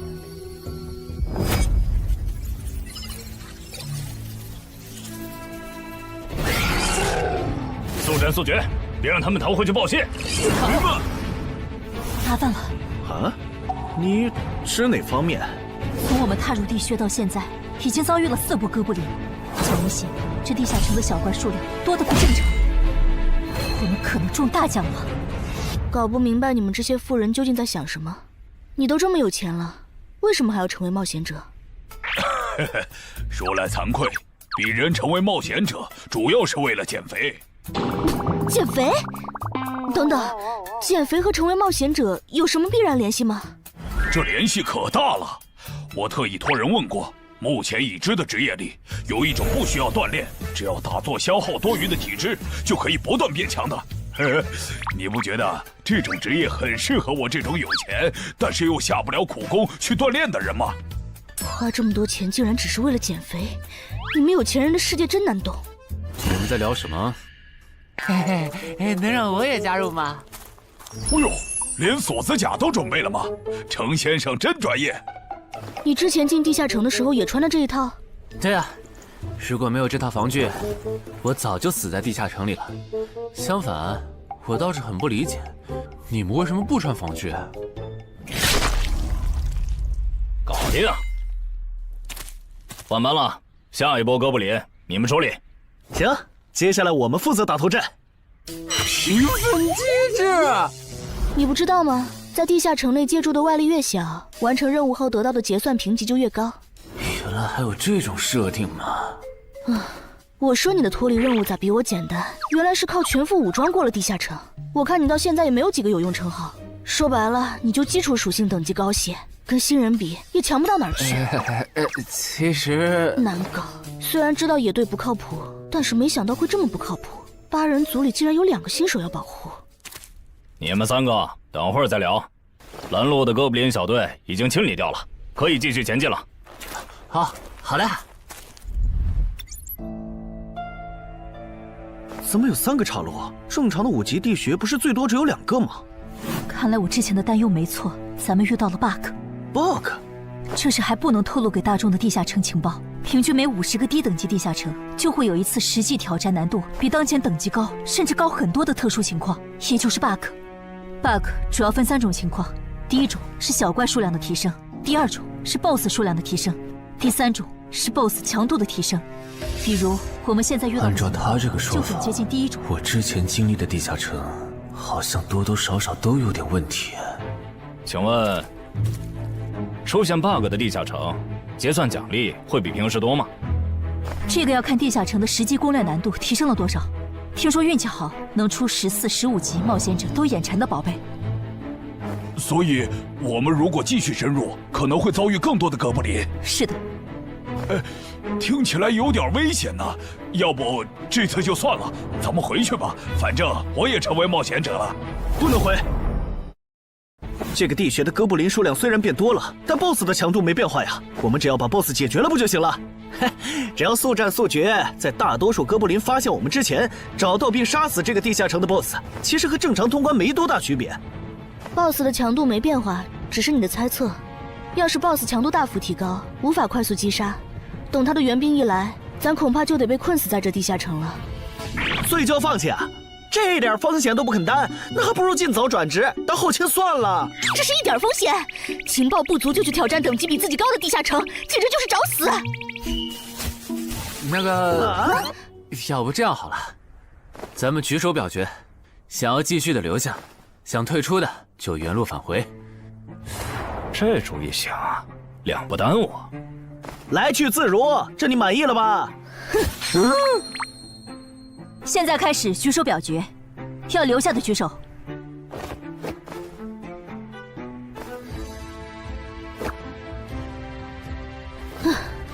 所以说野队就是野队，完全没有风控意识。不是，你有毛病吗？他们等级高，想拼一下我能理解，你实力还不如我呢，你凑什么热闹？但我还是想试试。既然大家已经做出选择了，那就在这里分道扬镳吧。王老板，你的通关费用我晚一点退给你啊。哎呀，不用，就当交个朋友了。走了。哎呀，你等等我！一定要走左边吗？我觉得右边更好啊。那就猜拳，谁赢了听谁的。要是平局怎么算？谱吗？这两人平局就走中间呗。我怎么感觉上贼船了？石头，剪刀，不！好耶，我赢了！呀，早知道出剪刀了呀！可恶！等下 BOSS 出来了，你不用上，你就负责清小怪，别让哥布林打扰我施法。没问题。那个，你为什么那么不看好他们呀？这个地下城真的有那么危险吗？你怎么知道我不看好他们的？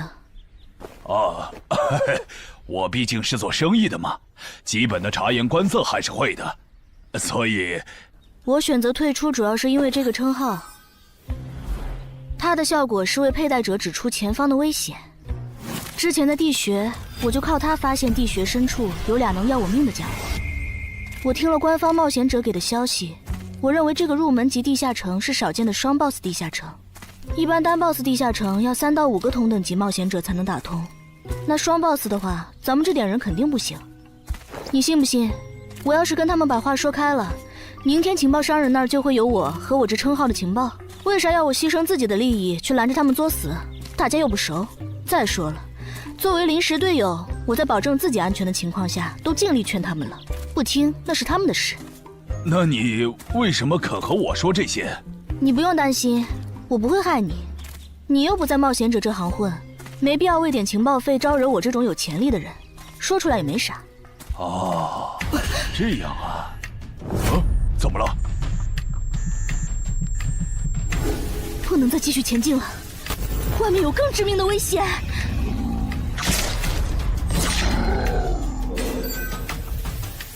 2级速能法术，烈焰爆！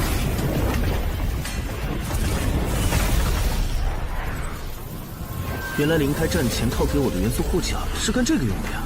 不愧是官方冒险者，虽然同为5级，但他的称号、职业、技能和装备都已经毕业了，而且还是最难凑齐的一套法系职业。干得漂亮！换班，下一波哥布林你们来处理。好的。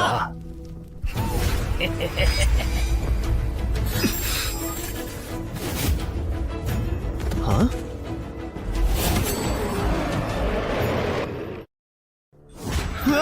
你们看，那是不是 BOSS 啊？怎么感觉有点不太一样啊？应该不是吧？这么矮，和哥布林勇士完全不沾边啊！等等，这是……大家小心，这确实是 BOSS， 只不过不是哥布林勇士，是哥布林萨满。与我冲！大家速战速决，在哥布林勇士出现以前结束战斗，不然我们就危险了。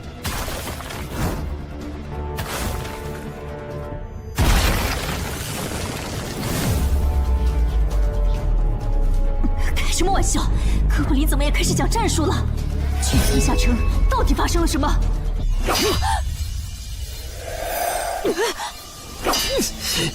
快走，我来会会这家伙。林那边好像遇到麻烦了，你们出个人去帮忙。你在开玩笑吗？这么多哥布林，我们哪抽得出人手？快去帮他们呀！这边我一个人能行。可是，走啊！你待在这儿，影响我发挥。我会尽快解决掉哥布林萨满，然后来帮你。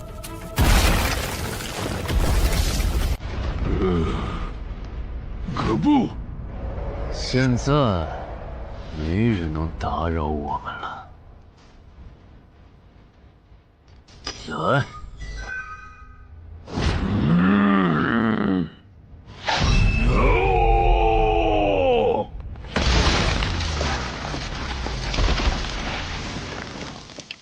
这个 BOSS 力量惊人，但太笨拙了。就算不用一步一杀，我应该也能躲过他的大部分攻击。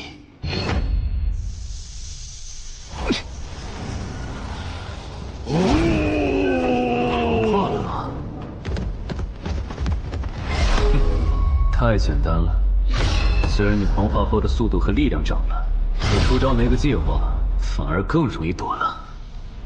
所以，这就是5级地下城 BOSS 的强度吗？说实话，有点扫兴。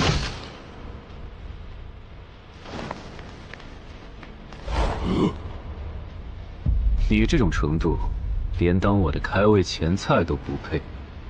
可不！连死战到底的勇气都没有吗？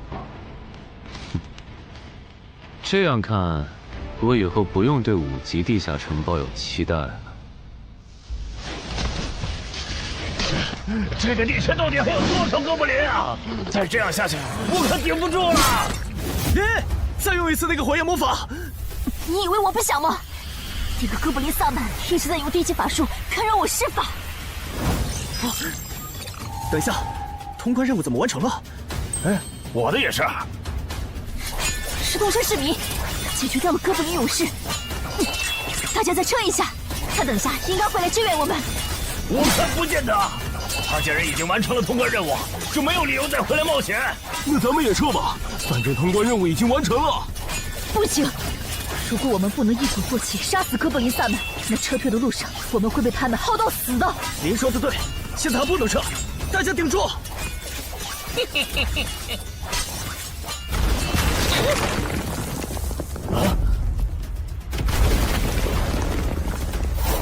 石头山市民，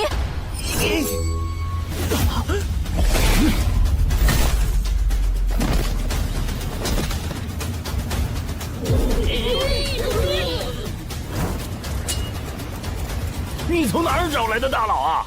双 BOSS 地下城就被他一个人打穿了？不是我找的。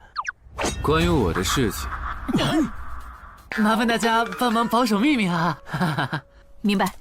你这种有潜力的新人，容易被人盯上，等级没升上去前，确实不能太张扬。理解万岁。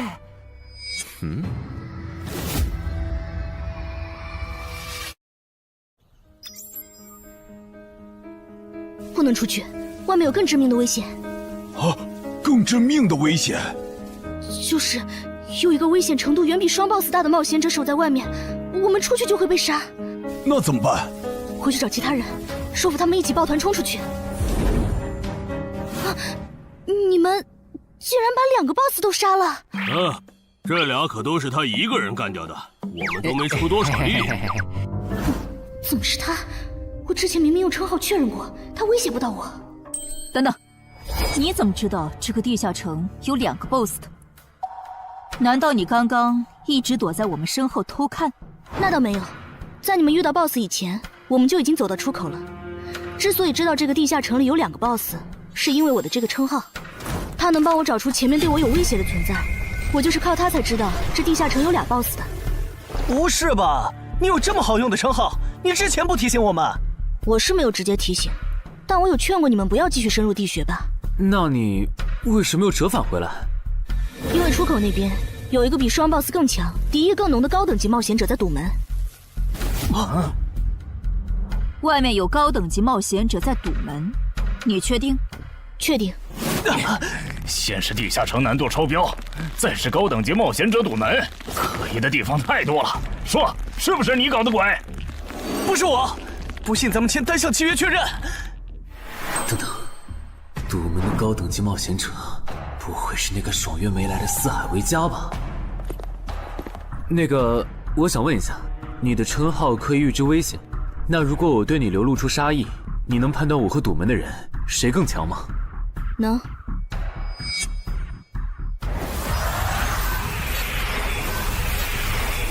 现在，我和外面的那个高等级冒险者，谁强？外面的要强一些。明白了。那摆在我们面前的，就只有一条路了。大家先去结算各自的脱离和通关任务，等提升完，咱们就去和出口的堵门者拼命。也只能这样了。早知道买这个地下城会出这么多事，我当时就不该手贱。事已至此，后悔也没用了。再说，咱们这么多人，未必打不过。这都多久了，怎么还没人出来？那个通关坟场的小子不会死里边了吧？你有没有兴趣？不好意思啊，我想再考虑一下。没想到第一次进入地下城，就让你遇到这种事，实在不好意思啊。结算出来了，这次没有掉落史诗级奇物，看来双 BOSS 的地下城难度也远不如坟场了。感觉下一个地下城可以跳过6级，直接尝试7级了。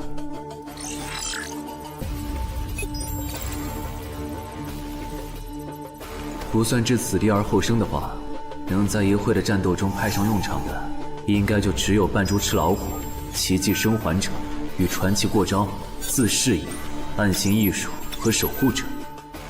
与传奇过招这技能比置死地而后生差点，能让我状态拉满，但要扣4力量、4敏捷、2感知。至于暗行艺术，应该是和扮猪吃老虎搭配，靠扮猪吃老虎走到目标的视野盲区，然后换暗行艺术逐渐接近目标，最后再切到置死地而后生，从而打出完美的偷袭。至于守护者，最合理的应该是依靠与传奇过招的感知加2，提前确定目标的下一步动作。要是目标跑去攻击别人，就切换称号守护者去阻拦他。围绕这2个称号展开的战术，感觉都还可以，但如果硬要选一个，还真不太好选。先瞅瞅新得的职业技能和奇物有啥效果，再决定下一步吧。这个向死而生不错呀，就凭它能够提升步伐和身体柔韧性这一点，搭配一步一杀的技能效果，我以后就可以在闪躲的同时攻击敌方要害了。好技能啊！还有这个假死技能，考虑到在现实世界，冒险者死后是不会产生掉落的。我完全可以利用这个技能装死，然后找机会偷袭反杀，兵不厌诈。只要那个堵门的不是脑子有毛病，非得跟尸体较劲，我就能狠狠地阴他一把。当然，这是万不得已的选择。要是可以的话，我肯定想光明正大的赢。哇，这次掉落的东西都很棒啊，骨笛、萨满旗帜和传承之书，以后去地下城就能有个哥布林跟班了。而且这个哥布林的秘药搭配上骨笛，运气好的话，能拉来一只哥布林勇士当打手。保险起见，我就不继续囤升级券了，先把战斗力拉到最高再说。我目前持有的奇物中，等级最高的就是这家伙了。把奇物升级券用在他身上，肯定是最优解。就这样，对传奇亡灵库罗德的头盔使用奇物升级券。只能升到史诗级。那算了，先用装备熔炼炉把这几个用不上的给熔炼了，看能出什么好东西，再决定奇物升级券用在哪儿。不是装备型的奇物不能熔炼吗？那我手里没用的装备，估计也熔不出啥好东西。没办法了，用奇物升级券提升被污染的名剑吧。使用奇物升级券。好酷的剑！头盔和武器确定了，那装备祈愿券就用在防具上吧，正好替换掉我买的锁子甲。厉害！这套铠甲穿起来比我之前用的锁子甲还轻便。东山市民，你那边完事了吗？差不多吧。你们整理完了吗？完事了，再给你们上一轮buff，就可以出发了。你的装备好酷啊！这些都是你在这个地那再等我一下，下我招个怪物随从。啊！喂，别无视我呀！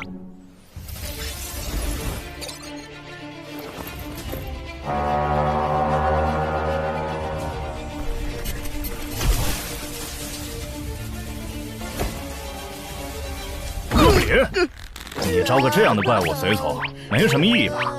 这小东西连半个战力都算不上，不帮倒忙就不错了。别急，我还没完事。接着，喝了它。不！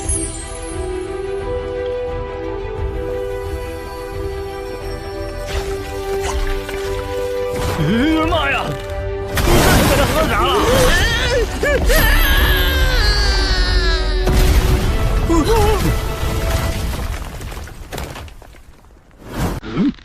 天哪，他变成 BOSS 了！那边有适合你的衣服和兵器，自己拿吧。你的随从不会失控吧？毕竟是 BOSS 级别的哥布林。不知道，不过你可以让他用称号看看这只哥布林对我们有没有敌意。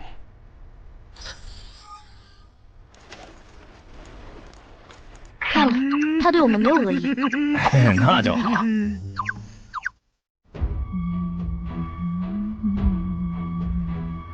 法师护甲以及属性强化，胸之坚韧。好厉害，体质竟然加强了2点。属性增益只有1个小时。法师护甲能给没穿护甲的地杠加点防护，虽说比不上你身上这套的防护力，不过有总比没有强。我呢？好耶！你没事吧？没事，休息一会儿就好。嘿嘿，终于出来了！啊？怎么还混进去了一只哥布林勇士？说好的有人在出口堵门呢，这也没有啊。估计是藏起来了，你用称号看一下他在哪儿。好。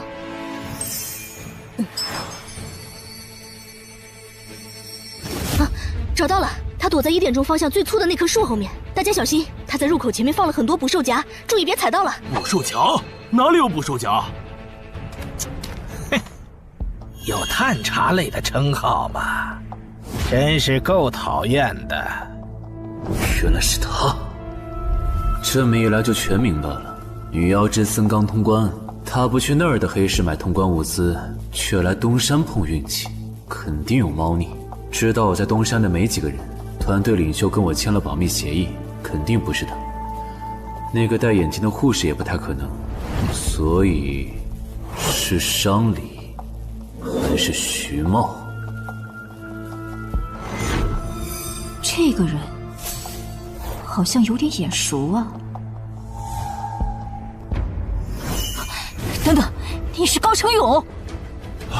对方很有名吗？何止有名，他可是明广一带最臭名昭著的通缉犯。别看他只有7级，死在他手上的冒险者，光是已确认的就有上百号人了。他不光是想抢别人的通关掉落，还想刷出针对人类的称号，说不定现在已经刷出过量杀戮人类这个称号了。看来你很了解我吧？是协会的官方冒险者吗？果然，他已经刷出了那个称号。这样吧，我们做个交易，那小子留下，你带其他人走。这条件可以啊，要不咱们……别信他！协会的档案里，高成勇有放过目标然后再猎杀的记录。要是你们真的信了他的瞎话，等他干掉陈海，再用追踪手段把你们一个个找出来，你们连还手的机会都没有。没错，虽然他嘴上说放过我们，但对我们的恶意一直没有降低。他在说谎。连恶意也能侦测吗？这样好了，既然他的目标是我，那就由我和哥布林勇士主攻，你们看时机牵制。大家都是一根绳上的蚂蚱，这种时候就别心存侥幸了。当然，如果你们中有人实在怕死，那就赶紧滚，别拖我后腿。我们会做好辅助工作的。看不出来你人还挺好的，要是我绝对逼着他们一起上。打你，我们俩足够了。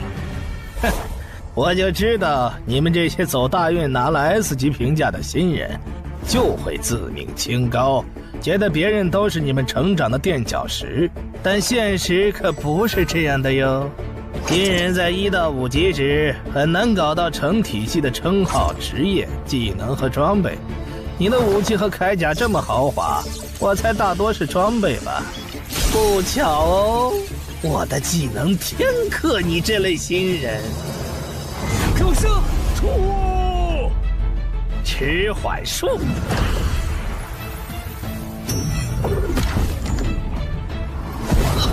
速度变慢了。蠢货，迟缓术可不只是速度变慢而已。遇到使用长镰这种冷门兵器的我，被上了迟缓术的我，也根本接不住你的招。你是这么想的吧？很遗憾，如果你就只有这点东西的话，那很不幸的告诉你，今天你踢到铁板了。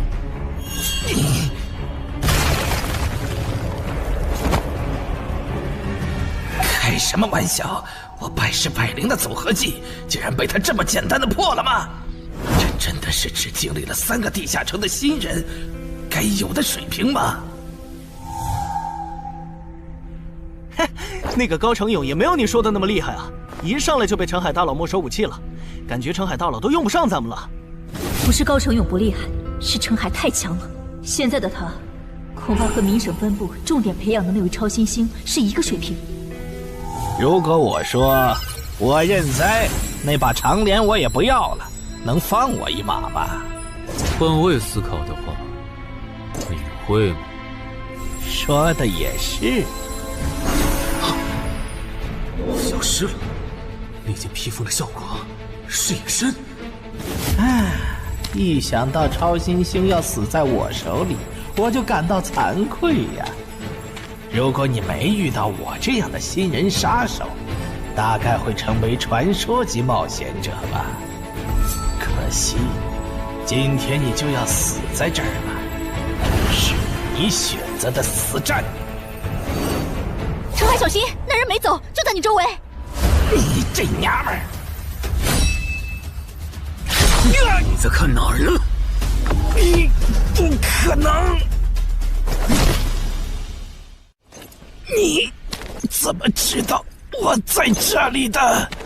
因为我感知20，你的一举一动在我这儿都是明白。蛮感知吗？这个人你来上。好嘞。老天，真是不公平！我想问一下，3人冒险者如果要加入协会，录入个人信息大概要多久？工作日的话，半天。这么看来，就是云霄市协会泄露消息的。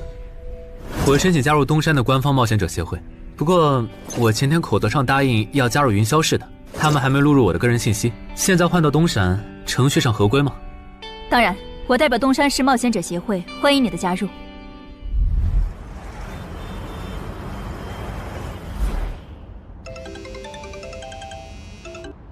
喂，我考虑了一下，还是决定不成为云霄市的官方冒险者了。为什么？你的个人信息明天就能录入进系统了，怎么又变卦了？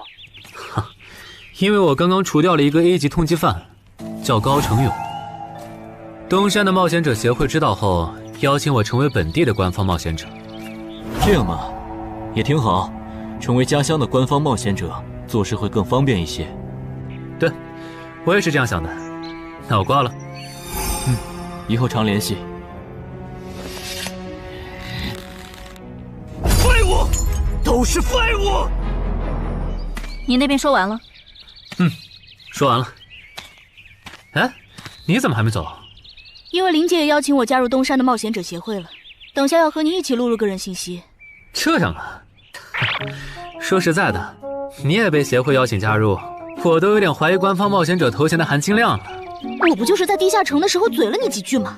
至于这么阴阳怪气吗？小心点。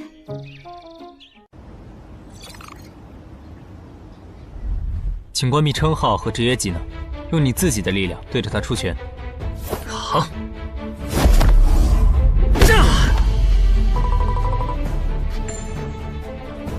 不愧是官方，测技术属性的工具比健身馆的强太多了。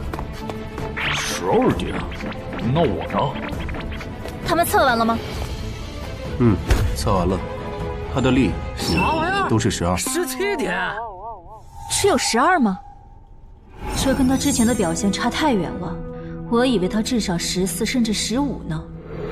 只有12点却能杀掉9级的高成勇，主流的职业称号肯定够大。等我激活了职业和称号，再测一次，肯定压过你。陈海先生，你的个人信息已经录入了，这是你的证件。这么快？特事特办，你可是以一己之力打穿了双 BOSS 地下城，还单枪匹马完胜高成勇。另外，6到10级官方冒险者每年得通关2次协会指定的同级地下城，不然就得从攻略组调走去情报或资源采集组，把时间花在身体塑造和实战训练上，半年通关1个地下城就行。没问题。还有就是总部时不时会有借调任务，借调时你表现出色就有奖励，奖励能换协会里的称号线索、转职证书和奇物。不过一般只有9级以上的冒险者才会被借调，你暂时不用考虑这些。有一个问题。你说。称号线索是什么？称号线索是总结好的称号获得办法，你回去用证件 UID 登内网，看看协会称号图鉴里有没有你喜欢的。要是手里有没用的奇物或图鉴里没有的称号线索，就卖给协会，换自己想要的东西。了解。对了，你打算什么时候遣散你的随从？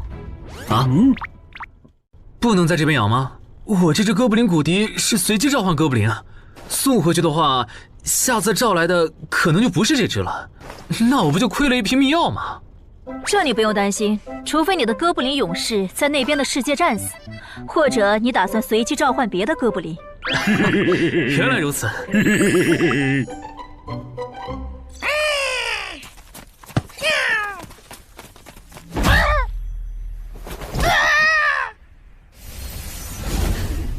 跟我来吧，我带你们去认识一下同事们。好。大佬好，我叫梁家坤，是东山这边的冒险者候补，目前的利米分别是。哎，你别每次见到厉害点的冒险者都跟报菜名似的，把自己的利米数值甩出来啊，这样很得罪人的。哎，有什么关系嘛？我的数值总不可能比澄海大佬的还高吧？不，你的就是比他高。你是东山这边的入口管理者？在东山专家级地下城没打通前，干不了入口管理者的活。好，所以入口管理者另有其人是吧？那他没来是因为在攻略东山这边的专家级地下城？那倒没有，他没来是因为在处理昨天突然涌入东山的通缉犯。据说好像是因为东山市出现了坟场的通关者，那些人都是奔着他来的。这样吗？坟场那个老手坟墓啊，哟，那可是出了名的bug级地下城，能产出奇物升级券。啊！你们这样看我干什么？我说错话了吗？你还没意识到吗？意识到什么？那个，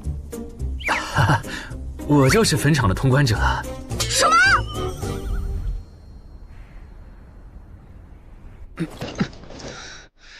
虽然已经说好这段时间把精力用在属性提升和恶补地下城知识上，但家里这个入口。我还是想有始有终，一个人单刷的。我全力以赴的时候，大概相当于10级，完成脱离任务应该也没什么难度吧？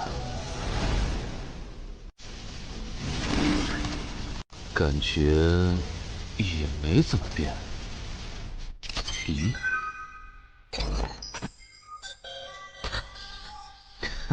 原来冒险者面板还能升级吗？那是不是等11到16级的时候？我的面板还会有变化？怎么感觉升到6级后的限制反而变多了？等升到11级，不会还来一些新的限制吧？就先这样，搞定。账号弄完了，让我看看这次的脱离任务是什么。脱离任务从单选变成2选1了。这对不打算通关的冒险者来说倒是个好消息，不过，豺狼人，原来这片森林除了鱼人以外，还有别的怪物吗？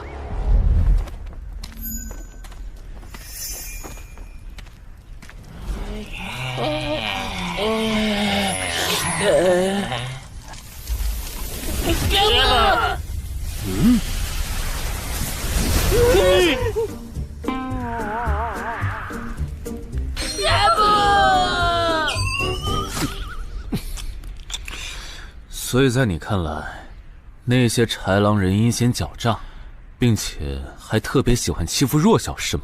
没错，没错，就是这样。切，这不就一群森林恶霸吗？嘿嘿，答对了。那这一次就不做和豺狼人有关的轮换任务了，先找到潮汐鱼人的孵化池，然后试试能不能通关。好了，我要问的问完了，你可以回去了。什么？我不要。你不想回去？是的。好吧，你留下来也行。好耶，好耶！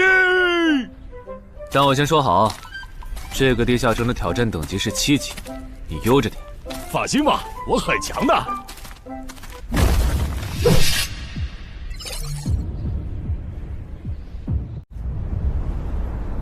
结果你还真组了个野队，让人家带你通关。嘿，还是5级的地下城，你这胆子够大的。嘿嘿，其实还好啦，虽然中间出了一些意外，但也因祸得福，认识了2位很有潜力的冒险者。你这就是幸存者偏差。那些散人如果靠谱，我儿己就不会死在地下城里。我知道，所以我是确认有官方冒险者兜底以后，才决定下去的。说起来，前几天的新闻我看了，你儿子的死好像不是意外。怎么可能是意外？我儿子下去之前，我给他准备了2件保命的奇物，可他还是死了。那2个弱鸡入口拥有者却活着。开什么玩笑！可惜那2个杀千刀的没撑到我出手，就栽在别人手上了。不然，我一定要让他们后悔来到这世上。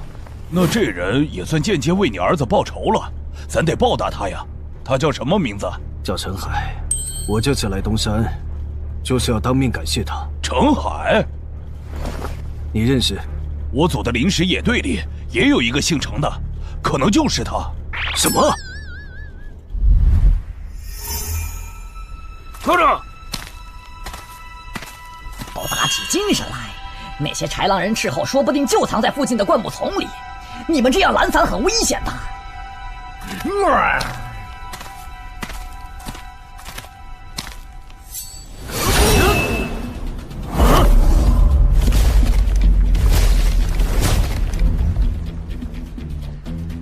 话说，你会说他们的语言吗？当然，需要我帮忙翻译吗？先不，我有一个能在这种场合上派上用场的奇物，如果它不好用，我再找你。你们的孵化池在哪儿？告诉我，我可以留你们一。你以为我会出卖我的族群吗？绿皮傻大个的小跟班儿！中你们就杀了我！队长死了，别得意，领军大人会为我们报仇的，咕噜。在湖底有一个水下洞穴，穿过洞穴会抵达一个天然的地下洞窟，我们的孵化池就在那里。你吞吐，咕噜！这只留他一命，挂树上，之后咱们去找湖。你跑那么远干什么？人类果然都不是好东西。那个冒险者很强。不好，是白战的霍格。去通知游击队，把湖里的鱼人引出来，给这个冒险者创造破坏孵化池的机会。好的，霍格老大。至于你，哇，这湖比之前用无人机航拍的时候感觉还大。得先找到水下洞穴，然后游好久才能到孵化池。就这要求，能把99%的冒险者都给淘汰掉。不过好在我有海之炎能水下呼吸，虽然不会游泳，但头盔里有库罗德水下战斗的经验。老大，我不会游泳，我可不可以先回去啊？你不会游泳？行吧，那我先送你回去。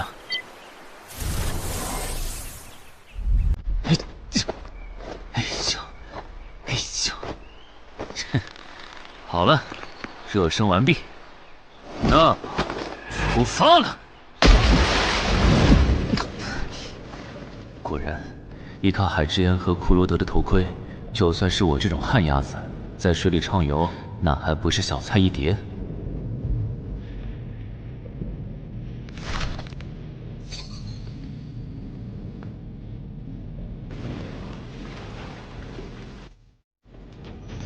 啊！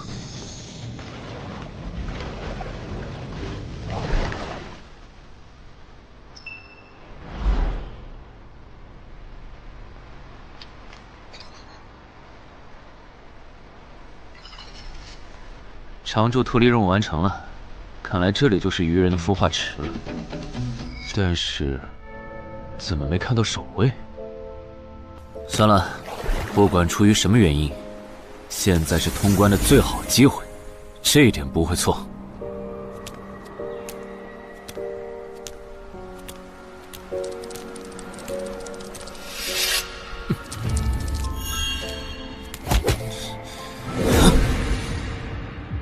就一个咕噜，有点不够分呐，咕噜。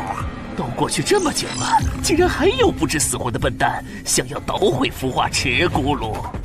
是啊，不过没想到的是，这次来的竟然不是豺狼人，而是人类啊，咕噜。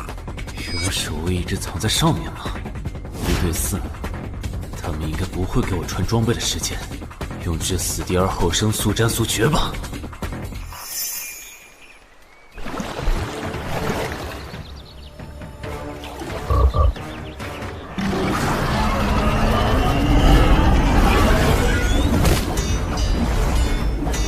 人类闯入孵化池！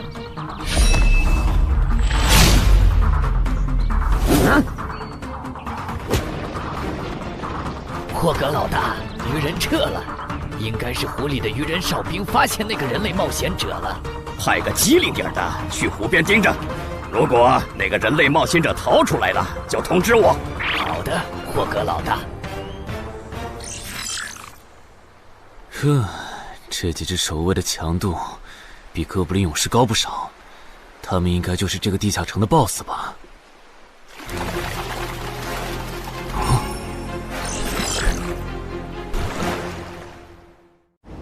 6到10级这个阶段的地下城 BOSS， 通常可以划分为团队增益型和个体高战型2类。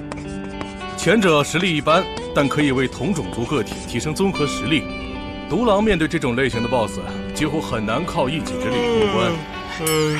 每次上我的课，你不是翘课就是打哈欠，怎么？我的课有那么无聊吗？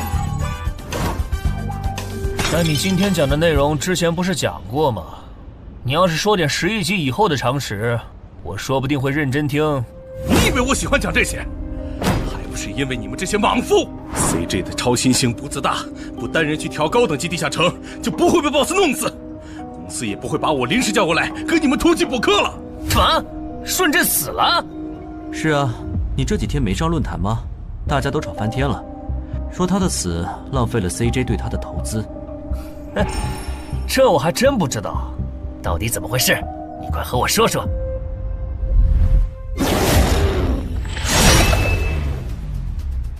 小心，这个人类是极其罕见的高感知个体，偷袭对他没用，大家一起上，咱们耗死他！那个鱼人 BOSS 什么情况？都被我杀了这么多精英鱼人了，他怎么还在旁边观望？难道这些实力比哥布林勇士还强的鱼人，在他眼里都是小喽啰吗？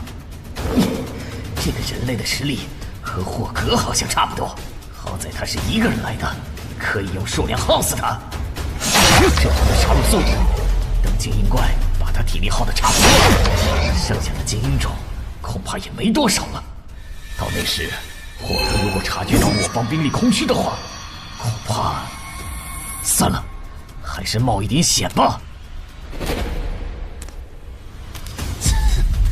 终于感到心疼，要亲自出马了吗？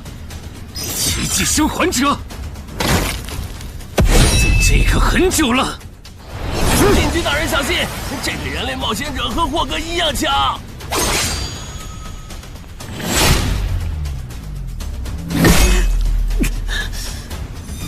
很好。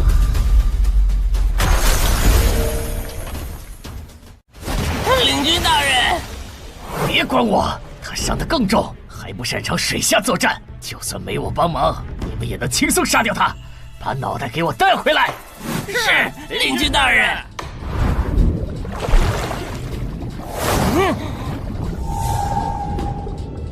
那个人类不是重伤了吗？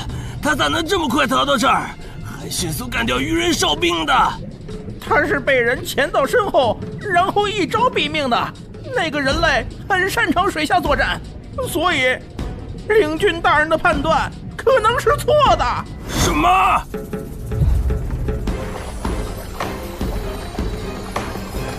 该死，总算活着逃出来了，多亏了这个奇迹生还者呀，不然我就得交代在这儿了。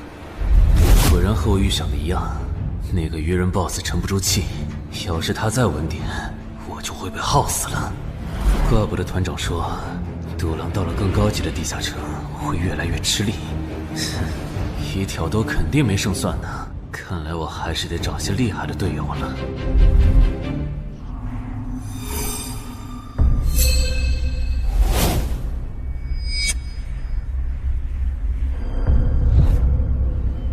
那个人类冒险者活着回来了，他现在是什么状态？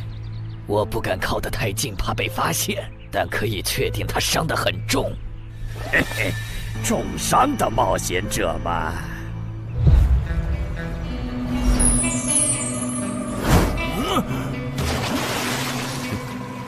下次再找你们算账。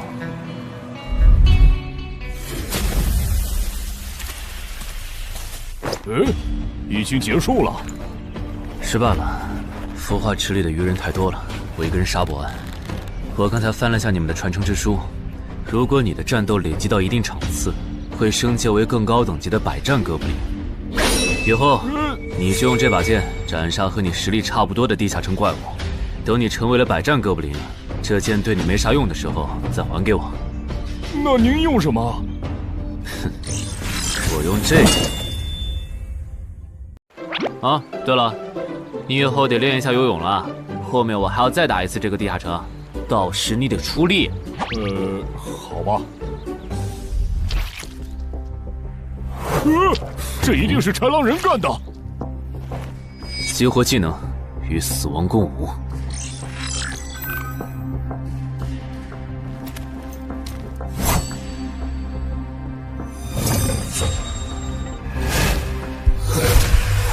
独角破绽，快！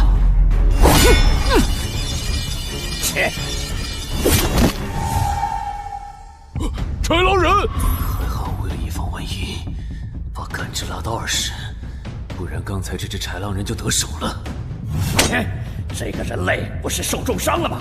可他刚才的动作根本就不是重伤之人能做出来的。他不会是在钓鱼吧？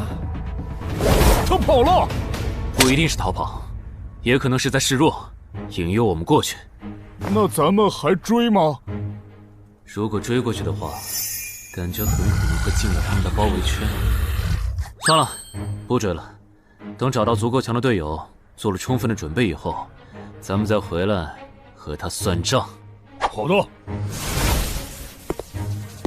哎呀，没想到6到10级的地下城的难度会比5级的高那么多。下次得提前掌握好情报再去通关，不然风险确实太大了。吃任务结算呢。哼，说起来，这一次我虽然没有通关，但宰了那么多鱼人，怎么说也该有个 A 吧。水产过敏怎么了？不对，你怎么知道我水产过敏的？还有啊，我是人，你给我一袋动物口粮是什么意思啊？就算他吃不完，这会难吃。什么？他加入东山的冒险者协会了？你给我站住！你当初是怎么信誓旦旦的跟我说他死定了的？连高成勇都栽在他手上了，我能怎么办？听你这意思，我弟弟的仇你是不打算管了呗？哼，也是，你已经靠我爷爷成了云霄市入口管理人，上了岸的你哪能冒着被革职的风险对隔壁市的超新星下黑手呀？我真是看错你了，早知道爷爷当初留下来的资源就该用在周德身上。干什么？转手我爷爷留下来的遗物啊！我弟弟死了你不帮忙，那我就把你想要的遗物给能给我报仇的外人了。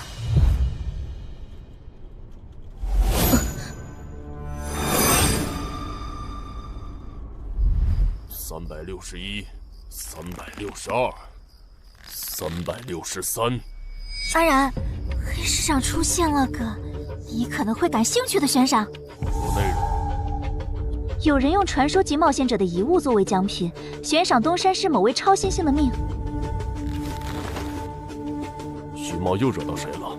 不是徐茂，但这个人咱们都认识。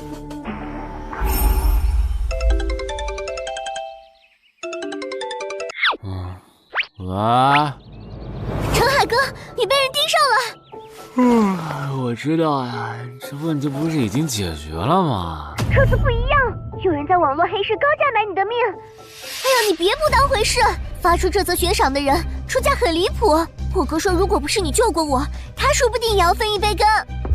具体怎么回事？你再详细说一下。就是我哥他们在网络黑市上看到，还真有你的悬赏。能查出来是谁发的吗？不用查，就从这则悬赏的报酬反推，发出者大概率是已故的传说级冒险者周建明的直系亲属。你怎么和他们结上仇的？他们为了你把遗物都掏出来了。不知道，我都没听过这个人啊。行吧，那我现在联系老大，让他说服对面撤掉这则悬赏。如果是误会的话，看能不能让老大组个局帮你澄清一下。好的，那拜托了。对了，这几天你就待在协会吧。传说级冒险者的遗物一定会吸引很多人铤而走险。被人捷足先登了？不对，这里似乎没发生战斗。看来那个叫程海的，当时应该在攻略自己家里的地下城。真不知道他是幸运还是不幸。虽然因为家里的地下城躲过了第一波袭击，但被堵在地下城里的话，他连逃都没地方逃。除了我和目标以外，这个地下城还有4个人，不知道是敌是友。你卑鄙！哪有你们人类有病？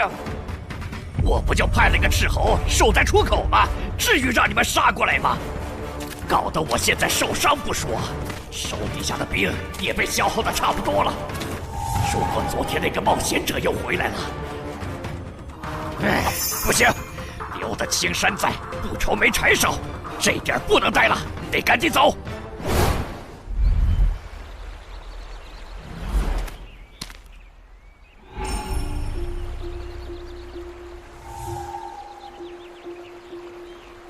3个猎人，也就是说，目标那边顶多只有1个同伴吗？这么看的话，这个游戏变得更有意思了。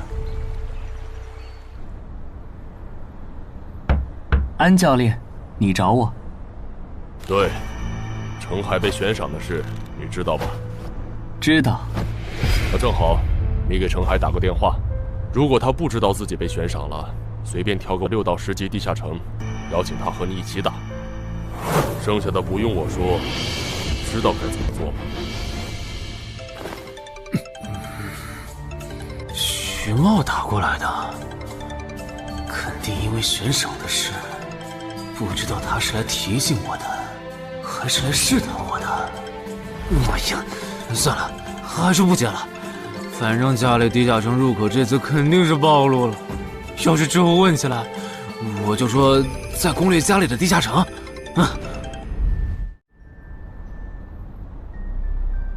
咱们来晚了，那个叫程海的，应该是被前面的人逼进这个地下城里。我们还进去吗？进。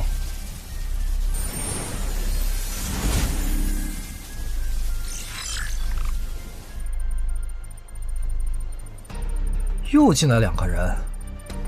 等等，这个轮换脱离任务怎么变得无法完成了？难道说这个地下城的精英豺狼人已经被杀到不足5匹了？你好，那边的人让我问你，要不要一起开个会？那边的狂战士好像有事要跟咱们商量。也就是说，你和你的同伴是最先进入这个地下城的，程海不在这里。对。那我不明白了，你们没堵到人，为什么不离开？反而在这儿扎堆守着湖呢？因为我同伴的主职业是海兽祭司，他因为职业特性的原因，发现这个地下城刚刚诞生了一只英雄级鱼人，他想趁着对方还未成长起来，和他签订主仆契约。那你们呢？你们为什么不去做轮换脱离任务？因为我们进入地下城用无人机找程海的时候，只发现了守在湖边的他。等我们赶过来以后，他既不承认程海在湖里，又不肯交代他守在湖边不走的理由，那我们能怎么办？只能陪他在湖边耗喽。这不能怪我呀，我总不能说我的同伴下水了，但我不会游泳，只能在岸上等他吧。你这家伙！啊，我怎么了？先等一下，你们的事情我大概了解了，但这应该没有商量的必要吧？有必要。刚刚我的同伴死了。啊？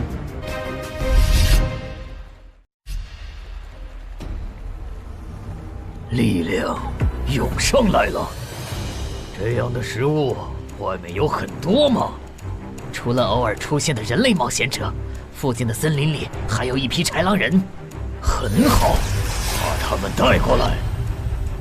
现在恐怕不行，因为昨天和今天的冒险者已经把我们的兵力削弱到无法和豺狼人抗衡了。那需要多久？50个日升和日落。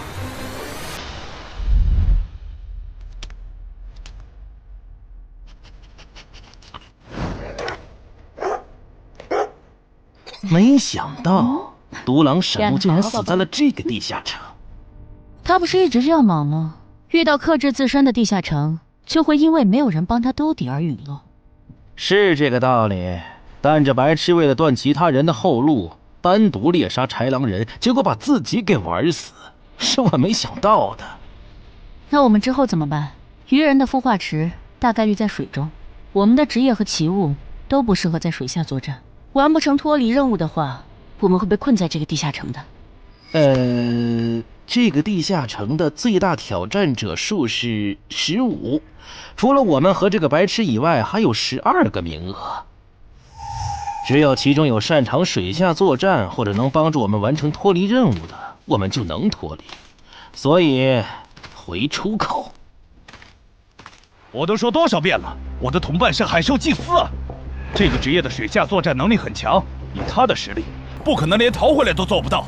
这个地下城绝对不正常。关键是现在要离开这个地下城，只能靠常驻脱离任务，这下麻烦了呀。回出口吧，排除掉那个搞崩了轮换任务的王八蛋，这个地下城还能再进7个人，说不定其他人里面就有能帮助我们完成脱离任务的。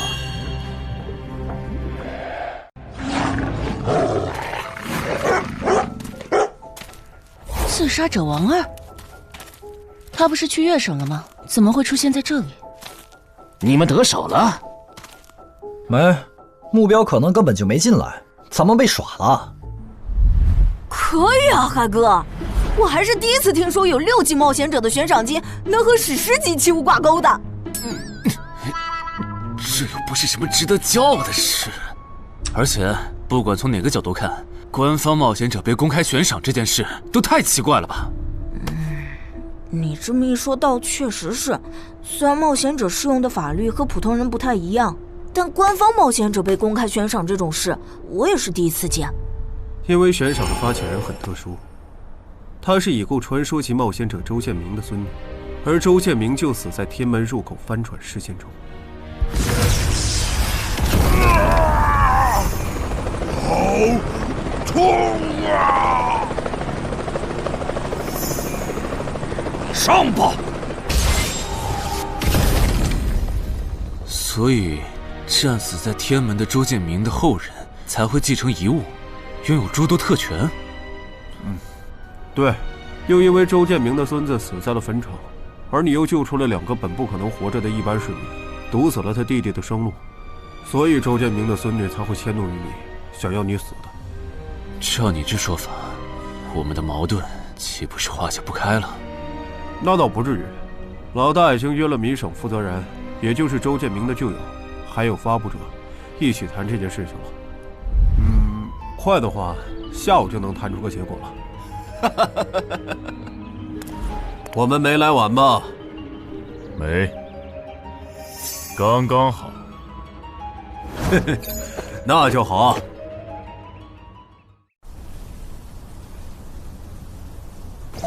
啥情况？怎么进不去？刚刚那个人还可以的，不会刚好到我就满员不让进了吧？我觉得我们现在得团结起来，一起完成任务。话说，你们找到程海了没？他根本不在里面。啥？程海不在这个地下城？脱离任务需要下水才能完成？对，本来轮换任务不用下水的，现在任务推进不了，只能等入口翻转以后再进去了。关键是这片森林里的物资，可能不够我们撑到入口翻转的那一天。那怎么办？有人的物品栏里带了足量的食物和水吗？我可以高价收。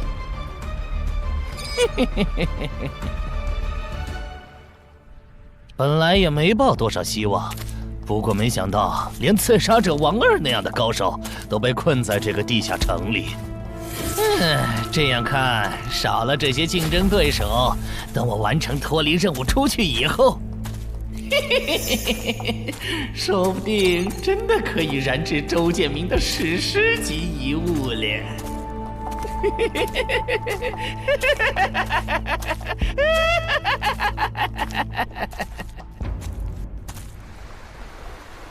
什么？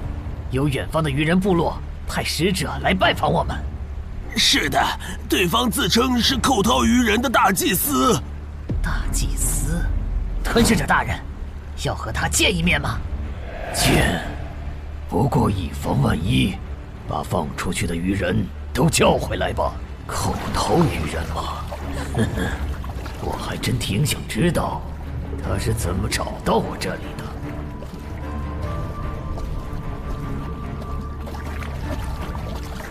领军大人答应见你了，跟我来吧。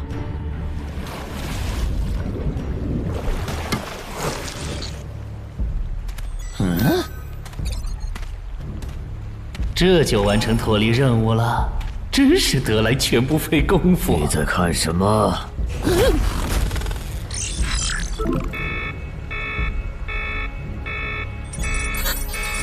英雄级单位，7级地下城怎么会有英雄级单位？你在发什么呆？吞噬者大人问你话呢。别慌，他们看不到我的任务面板，只要找个理由搪塞过去。理由，有了。本祭司拜访过很多鱼人部落，但像你们这样能把孵化池放在地表生物完全无法到达的部落，我还是第一次见，一时有些惊讶。这样啊，那不怪你，毕竟不是哪一只鱼人都能找到这样的风水宝地。嘿嘿，不对，他有问题。天赋不会说谎，打他出现在我视野里的那一刻开始，我的天赋就一直在提醒我，吃掉他，我还能再升一级。我的天赋是不会对同种族的鱼人同胞生效的，他根本就不是鱼人。如果不是那个叫程海的圣母心泛滥，我弟弟才是最有可能完成脱离的人。官方冒险者应急预案操作手册第4条，被卷入生存类地下城翻转拉人事件，需优先帮助弱势群体完成脱离任务。嘿，程海的操作完全合规，不是他的问题。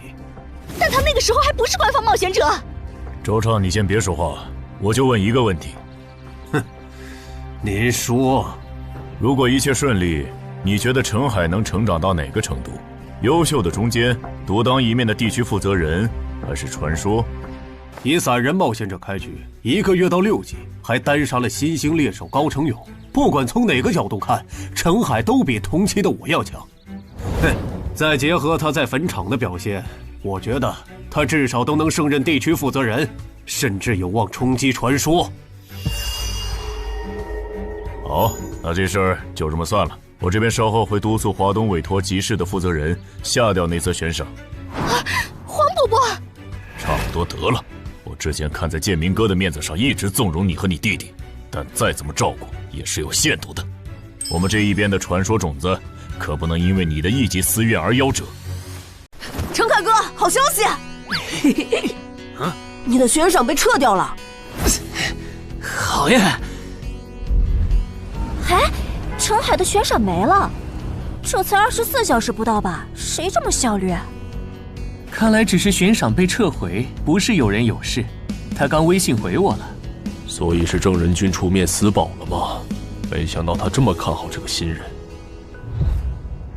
黄伯伯，那则悬赏是您点头了以后我才发的，为什么那个郑仁君说几句您就改口了？他郑仁君的面子有那么大吗？如果只有东山方面的施压，我其实还能帮你扛几天。但现在是除了协会内部，还有别的方向的压力也给到了我这里。那个叫陈海的人脉比你想的要广。别打了，我知道的我都说了，给我个痛快吧。大人，已经审完了。哦，森林里有12名冒险者，实力和豺狼首领差不多。他们不擅长水下作战，不用担心会打过来。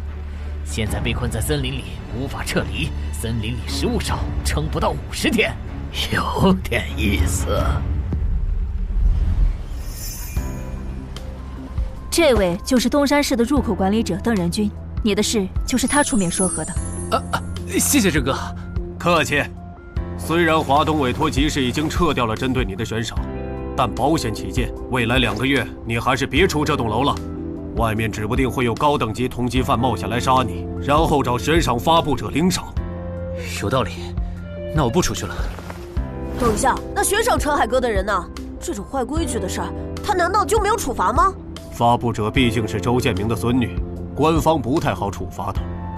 不过对她丈夫伤礼的处罚，过段时间会下来。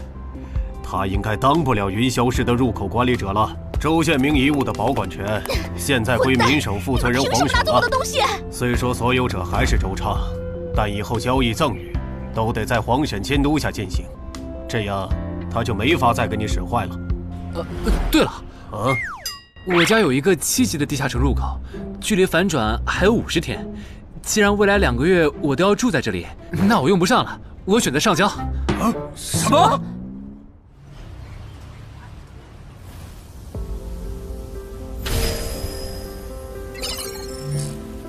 确实是6级到10级地下城，而且挑战人数已达上限，现在进不去了。哼，有意思。让后勤部过来安装几个微型摄像头，之后如果有人从这个地下城脱离，你就通知我。那程海呢？按规章制度来。你隐瞒了地下城入口，违反官方冒险者的规定。不过念在你中途才进协会，又没培训过，就从轻发落。等你到9级时，多接一次协会例行任务就行。对于这个处罚标准，你能接受吗？能。还有就是，从明天开始，你要和常经川、梁家宽一起上地下城相关的常识课，早上8点，别迟到了。好。什么？他们还对你做了内部处罚？真过分！明明没有造成影响，而且陈海哥，你跟他们报备的时间也不算晚啊，为什么要处罚你？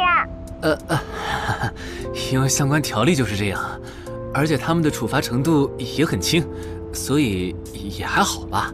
相比起来，我更担心那些进地下城的赏金猎人。我家地下城有点邪门，他们要是掉以轻心，很可能被坑死在里面。陈海哥，你人太好了，明明是他们要害你，你却还在为他们考虑。你搞错了，我只是怕他们被困在地下城，到时候导致入口翻转，连累到我。说起来，你刚才说除了东山冒险者协会和你哥哥所在的散人联合以外，还有其他人也在帮我施压。我哥哥说明省的富豪曹火旺对悬赏你的事特不满，他认为传说起冒险者后代比老弱妇孺更受保护的话，以后冒险者肯定会变成特权阶层。听说这事还惊动了华东地区的负责人，所以关于你的悬赏才会这么快被撤下来。好，那替我跟你哥哥道声歉，等风头过了，我做东，咱们一起吃个饭吧。曹火旺吗？一起吃饭。小妹真是的，为了个不知道从哪儿冒出来的野小子，竟然让大哥你用掉了这些年积攒下来的人情。人家毕竟救了咱们妹妹，我这个做大哥的不能就这么看着。怎么又有电话？喂，我是乔火旺。你可能不认得我。没，我听朋友说了，是您出面施压，我的悬赏才会这么快被撤销的。你已经知道了，那我就开门见山了。您说，我儿子死在了女妖之身，我调查到那个所有者后来被你杀死了，这样看你算是帮我儿子报了仇，所以咱们现在谁也不欠谁的，账清了。我今天给你电话是有别的事，我想以一介商人的身份和你谈一笔生意。简单点说，我和朋友都觉得你有前途，打算重点投资你。你以后要是成了地区负责人，选辖区时可以适当听取我们的建议。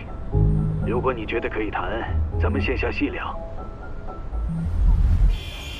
我是基础属性与称号常识课的客座讲师朱伟，很高兴认识大家。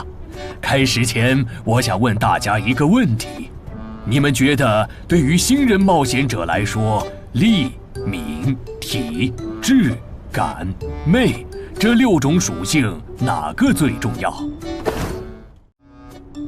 这还用问？肯定是力量，毕竟脱离和通关任务大多需要击杀指定怪物才能完成。现在都知道，进地下城得备好防具和开刃武器，有兵器帮忙，哪怕身体弱得像软脚虾，也能击杀低等级怪物。对新人来说，力量够就成，多了那也是白搭。反倒是敏捷更能提高冒险者的生存率。这位学员说对了，在协会统计的数据中，刨除掉称号、职业和装备，对低等级冒险者的存活率和内战胜率影响最大的属性就是敏捷。敏捷影响冒险者在地下城内的存活率，这点好理解。但冒险者之间的内战为什么也是敏捷占主导？很简单，低等级冒险者的称号、职业和装备都不成套，没法弄出有效的攻防体系，所以他们内战时谁先动手谁赢面大。这时候敏捷就很关键了。原来如此，怪不得我遇到的秃鹫和通缉犯不是速度很快，就是打法非常克制、速度快的冒险者。原来点在这里。极限加敏捷的冒险者到6到10级就不好使了。一是这阶段冒险者能靠地下城掉落完美攻防，二是地下城等级一高，怪物种类和数量猛涨，光靠敏捷自己单干没法应对任务和怪物都变强的新情况。那6到10级这个阶段，哪种属性收益最大？6级之后，除了必定作为攻略组核心的超新星以外，其他冒险者都得按团队需求调整自己。这时候别管啥属性收益高，得看团队要你咋发展。原来如此。但不同属性之间多少会有一个模糊的价值差吧？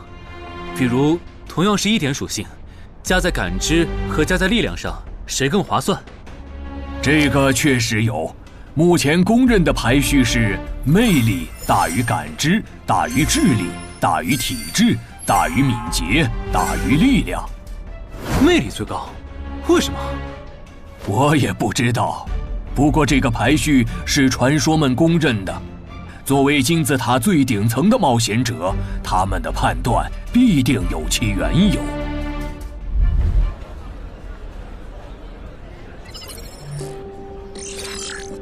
这英勇骑士转职成功，加1点魅力，还是隐藏职业。可我主职业就是近战，副职业再选同类，会不会最后效果1+1小于2啊？想什么呢？没什么。不想说就算了。对了，林姐让我问你，下午的冰击课你来吗？啊？这次好像有越省来的武术大师指导我们。停！第7局，长经穿胜。枪的优势这么大吗？算上大人不耐的效果，我等于是被14比0了。关键他的速度没我快，体力也没我好啊。你已经连输7把了，还打吗？打，我还没累呢。你呢？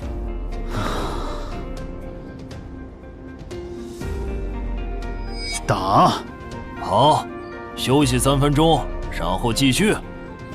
怎么感觉不用称号和职业技能的陈海哥表现还不如我啊？你说的没错，他做了个基础身体塑造，就去女妖之森了。靠着地下城和坟场暴走事件，成了华东新星。要是光论基本功，他确实比不上你。啊，这样吗？不过作为冰姬的门外汉，他的表现已经足够出色了。他现在已经能一步步跟上常经川的节奏，我估计5局之后，他应该就会开始赢了。停，第8局，常经川胜。开什么玩笑？这才10局不到，他就变得比梁家坤强了。他的智力到底有多高？感觉不是打法的问题。如果我的爆发力再强一点，刚才那一局说不定能赢。陈海，啊，下一局你用称号和职业技能吧。你确定？确定。我想更直观的感受我和超新星的差距。常经川亮称号了。什么？他们好像要来真的。行吧，老爷爷，您往旁边站一点，我怕待会儿打起来会碰到您。不用顾及我。好吧，那我尽量快点结束。置死地而后生，看起来好像是增加爆发力的称号。我准备好了，你先攻吗？不用。好，来吧，让我领教一下超新星的含金量。那你不要眨眼哦，现在的我可比之前快多了。好快！我出手更快！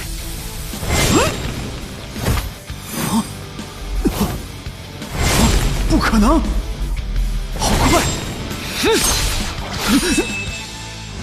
你输了，今天就到这里吧。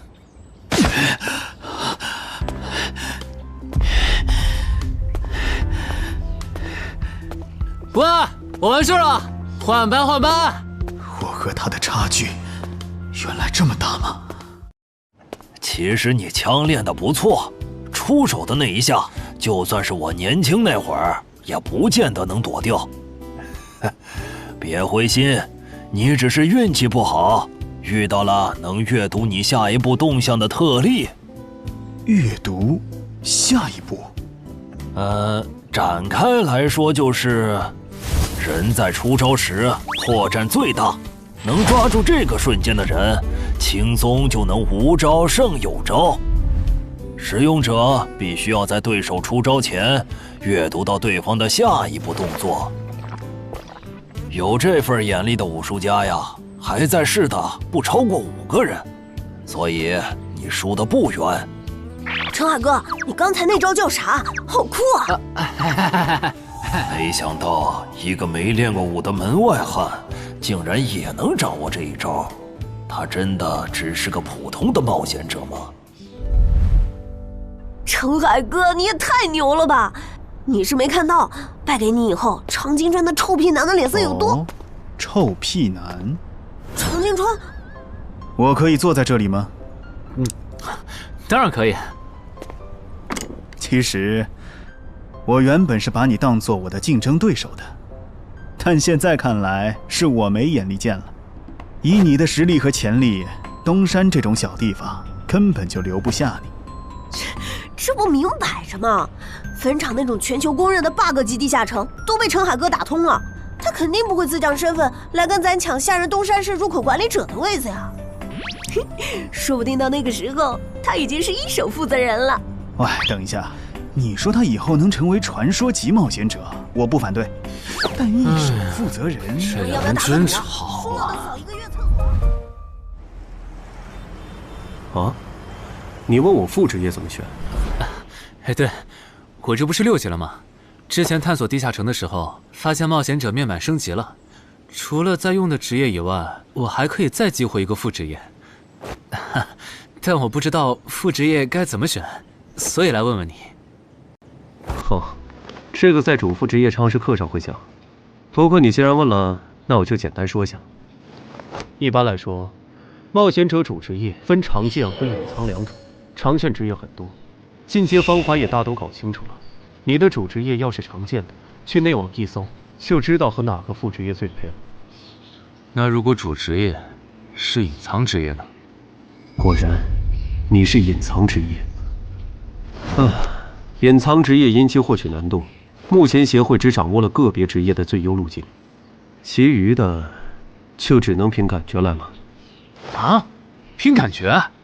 那如果选错了，后续不就完蛋了？谁也打不过了呀？不一定。毕竟常规职业冒险者，就算是成为传说，实力也只能排到中等偏下这样。如果你真是隐藏职业，只要没选和主职业互拖后腿的副职业，那上限就不会低。说起来，有一些隐藏职业，甚至不需要副职业就能直指传说，甚至还是上位传说。这样吗？不过这种，就算在隐藏职业里也是非常稀有的，就像巴美的骑士。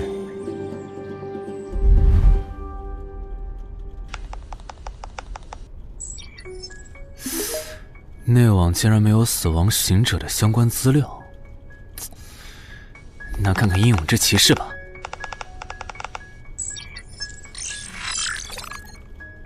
没想到我手通坟场得到的转职道具，竟然在全球冒险者圈子里被无数人追逐。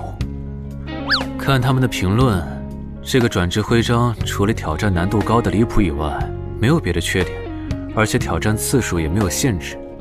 那么只要转职成功，就必然能成为上位传说。嘿嘿嘿。